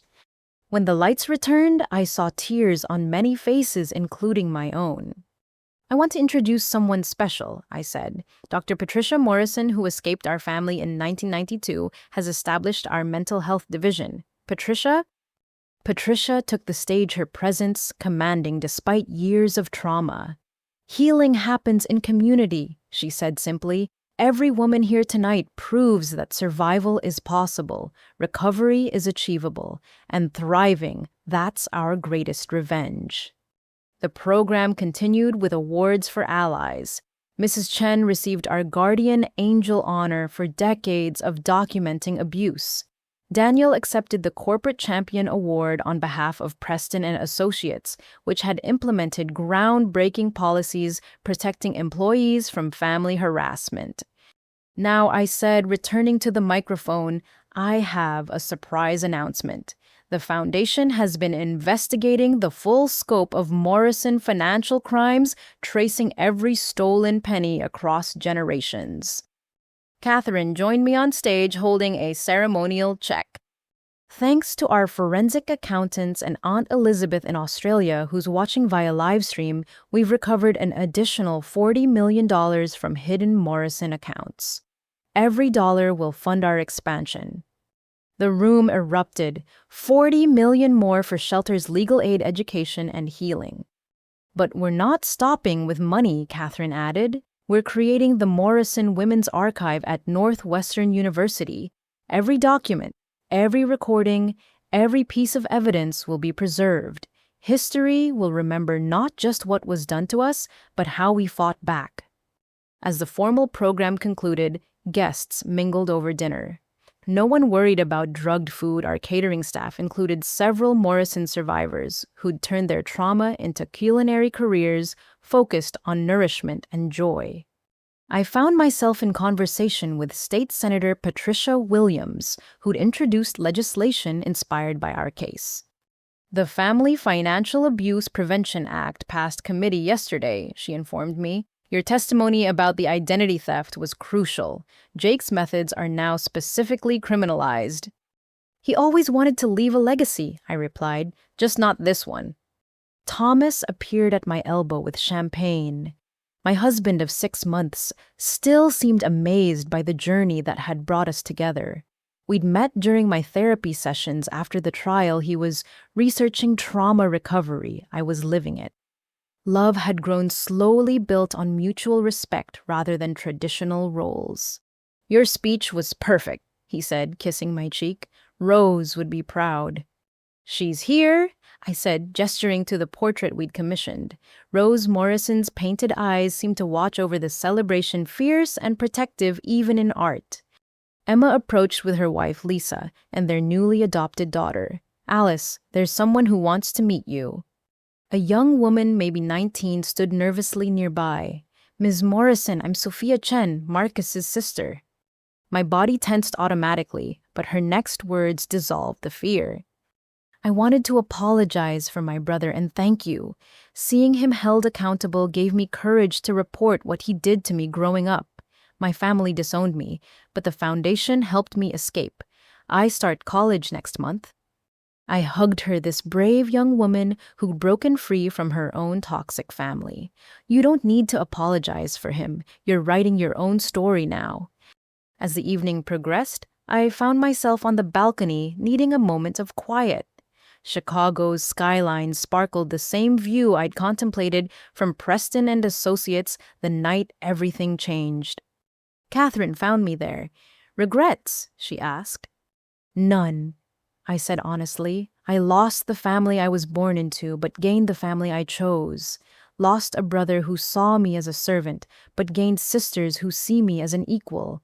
Lost parents who poisoned me, but gained mentors who nourish me." "And the company?" I smiled. "Senior Vice President of Strategy plus Foundation President. Turns out I can excel even better without sedatives in my system." We stood in comfortable silence before Catherine spoke again. "I heard from the prosecutor today. Jake's appealing his sentence." "Let him. Every appeal means more evidence entered into public record, more women seeing the truth about men like him." My phone buzzed with a notification. The Foundation's website had received its millionth unique visitor.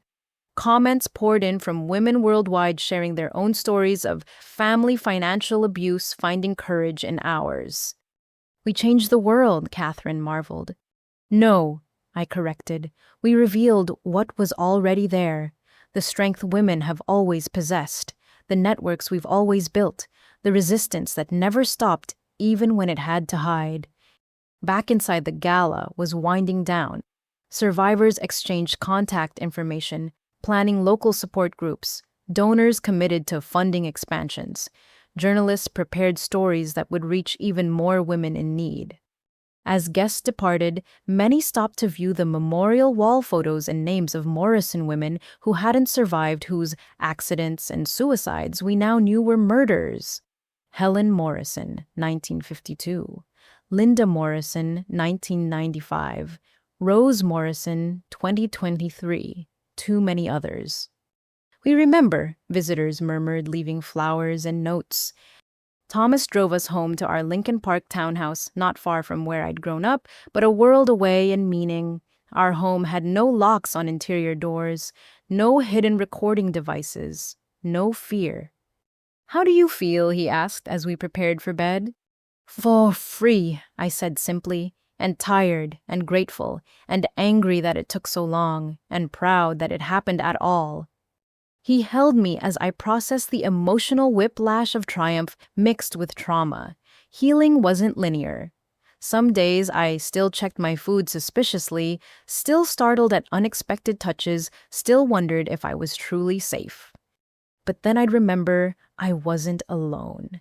Across Chicago, across the country, Morrison women were building lives of their own choosing, working jobs without sabotage, raising children without poison, creating art, running businesses, pursuing dreams that previous generations couldn't imagine. My phone showed one last message before I slept. From Australia, where tomorrow was already dawning. "Watch the live stream, dear niece. You've made an old woman proud. The Morrison patriarchy is dead, but the Morrison matriarchy. We're just beginning. Love, Aunt Elizabeth." I smiled, setting the phone aside. Tomorrow would bring new challenges, new women seeking help, new battles to fight. The foundation would grow, laws would change. Some family somewhere would think twice before drugging a daughter or stealing from a sister. But tonight I was simply Alice Morrison, survivor, warrior, builder of new traditions. A woman who'd said no to serving dinner and yes to serving justice. The bruises had faded, the scars remained, but scars I'd learned were just proof of battles survived. 5 years had passed since that violent family meeting, and I stood once again in a courtroom, but this time I wasn't there as a victim. I was there as the president of a foundation that had helped transform federal law. Ms. Morrison, the Chief Justice addressed me. Please share your observations from the congressional hearings. I was testifying before the Supreme Court in Morrison v. United States, a case that would determine whether family financial abuse constituted a form of domestic terrorism when organized across state lines. The irony of the case name wasn't lost on me. Your Honors, I began. In 5 years, the Rose Morrison Foundation has documented over 12,000 cases of systematic family financial abuse. These aren't isolated incidents. They're coordinated campaigns designed to economically imprison women and maintain patriarchal control. I clicked through evidence on the courtroom screens, charts showing abuse patterns, financial theft totaling billions, corporate espionage targeting female executives, murder conspiracies disguised as family disputes. The Morrison crime network spanned 3 states and 5 decades. It involved murder, poisoning, identity theft, and corporate sabotage. If this had been the mafia, we'd call it organized crime. Because it was a family, we almost called it tradition. Justice Carter leaned forward. You're asking us to fundamentally redefine family crime. What about cultural considerations, traditional family structures? Tradition without consent is just tyranny with a longer history, I replied. When tradition includes systematic poisoning of women who show ambition, it's not culture, it's criminal conspiracy. The hearing continued for 3 hours. I presented case studies, statistics, and testimonies from survivors across the nation. The government's lawyer built on our foundation, arguing that interstate family financial abuse networks constituted federal crimes deserving enhanced penalties. As I left the Supreme Court building, my phone buzzed with messages. The hearings were being live-streamed and women worldwide were responding. Tradition or tyranny was trending, with thousands sharing their own stories of family financial abuse. Alice, a familiar voice called out. I turned to find Jake's ex-girlfriend Melissa, now a successful attorney herself. She'd used her settlement from the poisoning case to fund law school and now worked prosecuting domestic abuse cases. That was brilliant, she said. Jake must be watching from prison, seething. Jake had indeed been watching. His latest appeal had failed spectacularly when he'd insisted on representing himself and spent 3 hours ranting about female inferiority. The judge had added 5 years for contempt. Any word from the others? Melissa asked as we walked.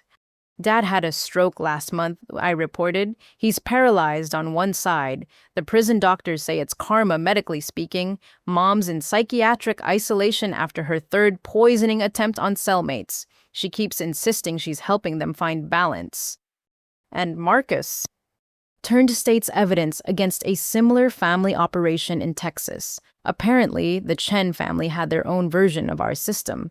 He's hoping for sentence reduction. Melissa shook her head. They never really change, do they?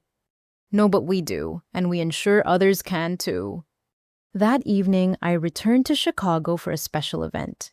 The Morrison family mansion, seized by the government and awarded to our foundation, was being transformed into our flagship shelter.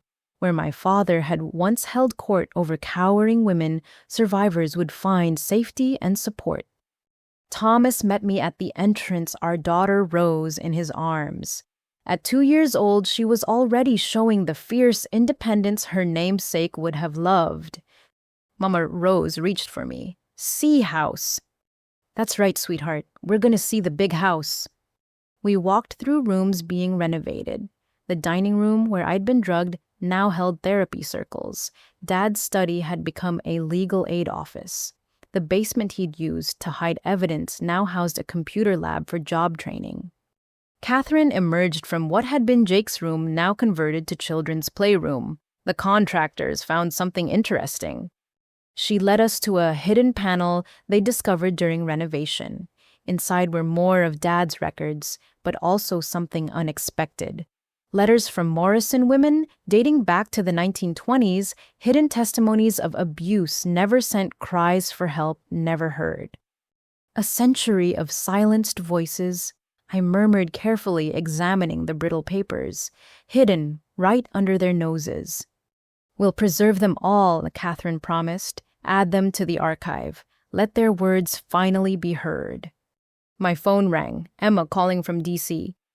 Alice, the Attorney General wants to meet with you. They're creating a new federal task force on family financial abuse. They want you to lead the Civilian Advisory Board. Another step forward, another platform to protect women, another way to honor the generations who'd suffered in silence. That night, we held our first event in the transformed mansion.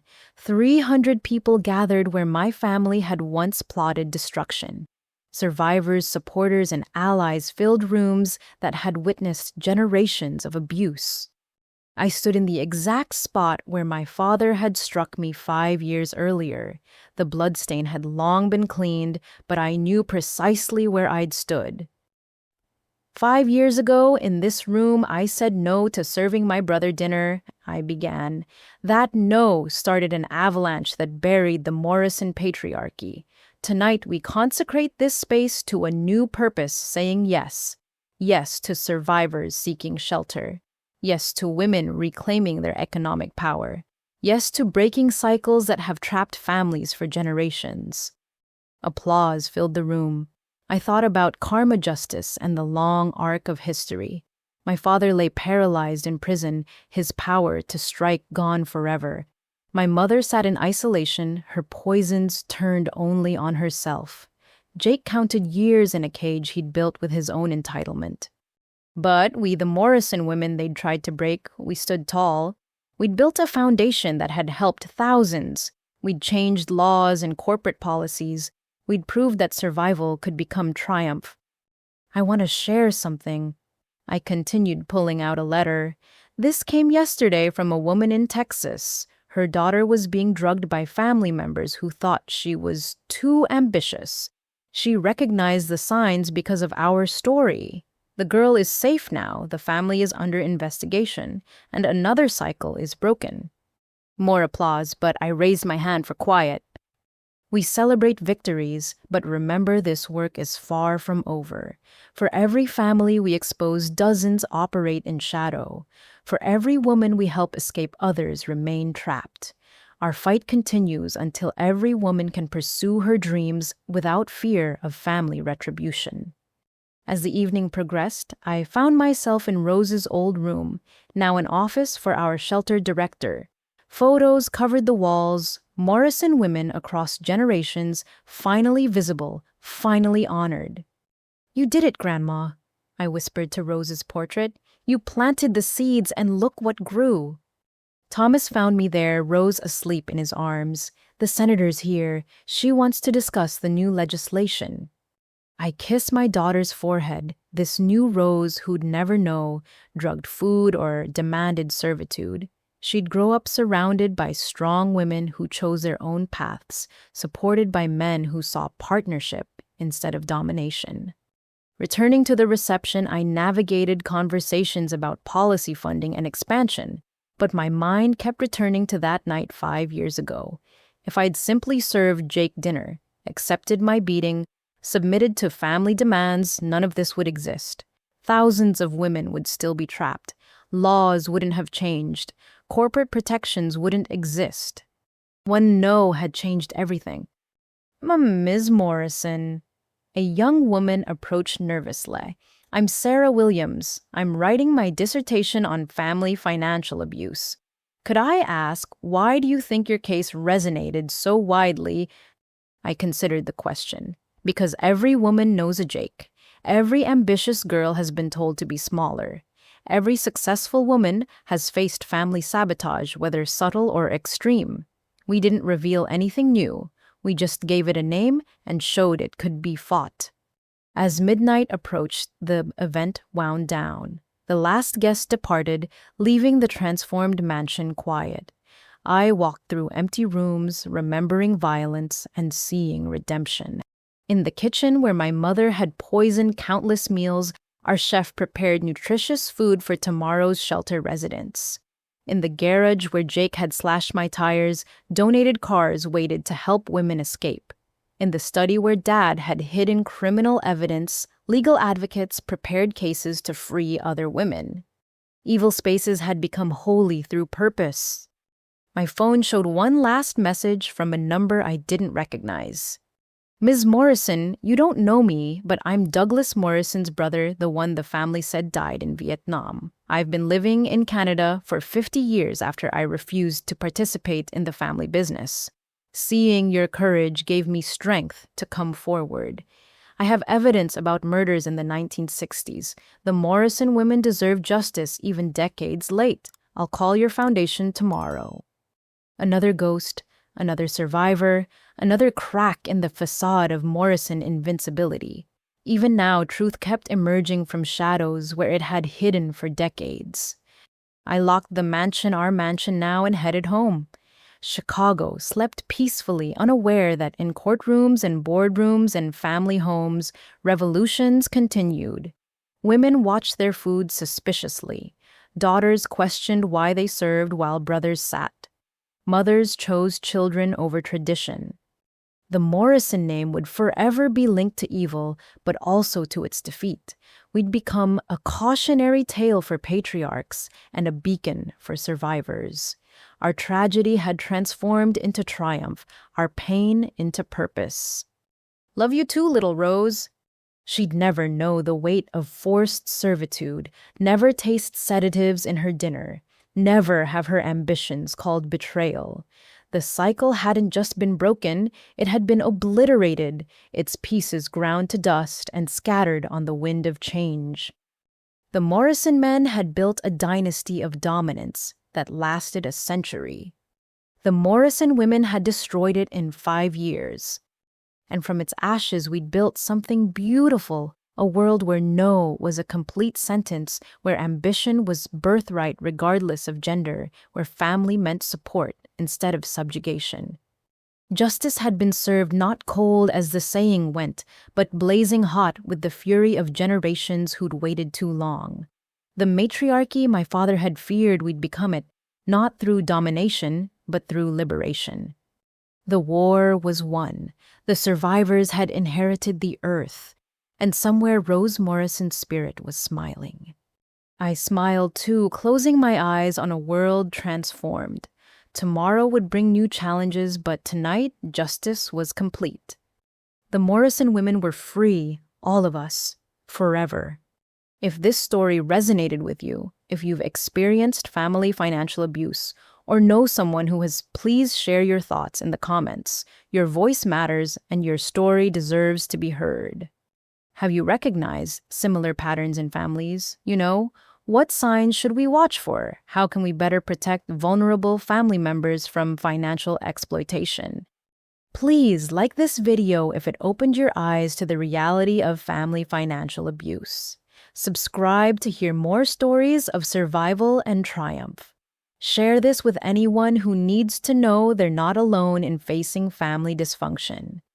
Thank you for listening to Alice's story. May it inspire courage in all who need to say no to preserve their dignity and freedom. Remember, tradition without consent is just tyranny with a longer history. You deserve respect, autonomy, and the freedom to pursue your dreams without family sabotage. Stay strong, stay free, and never apologize for refusing to be anyone's servant. Until next time, this is a reminder that your worth isn't determined by your willingness to serve, but by your courage to stand.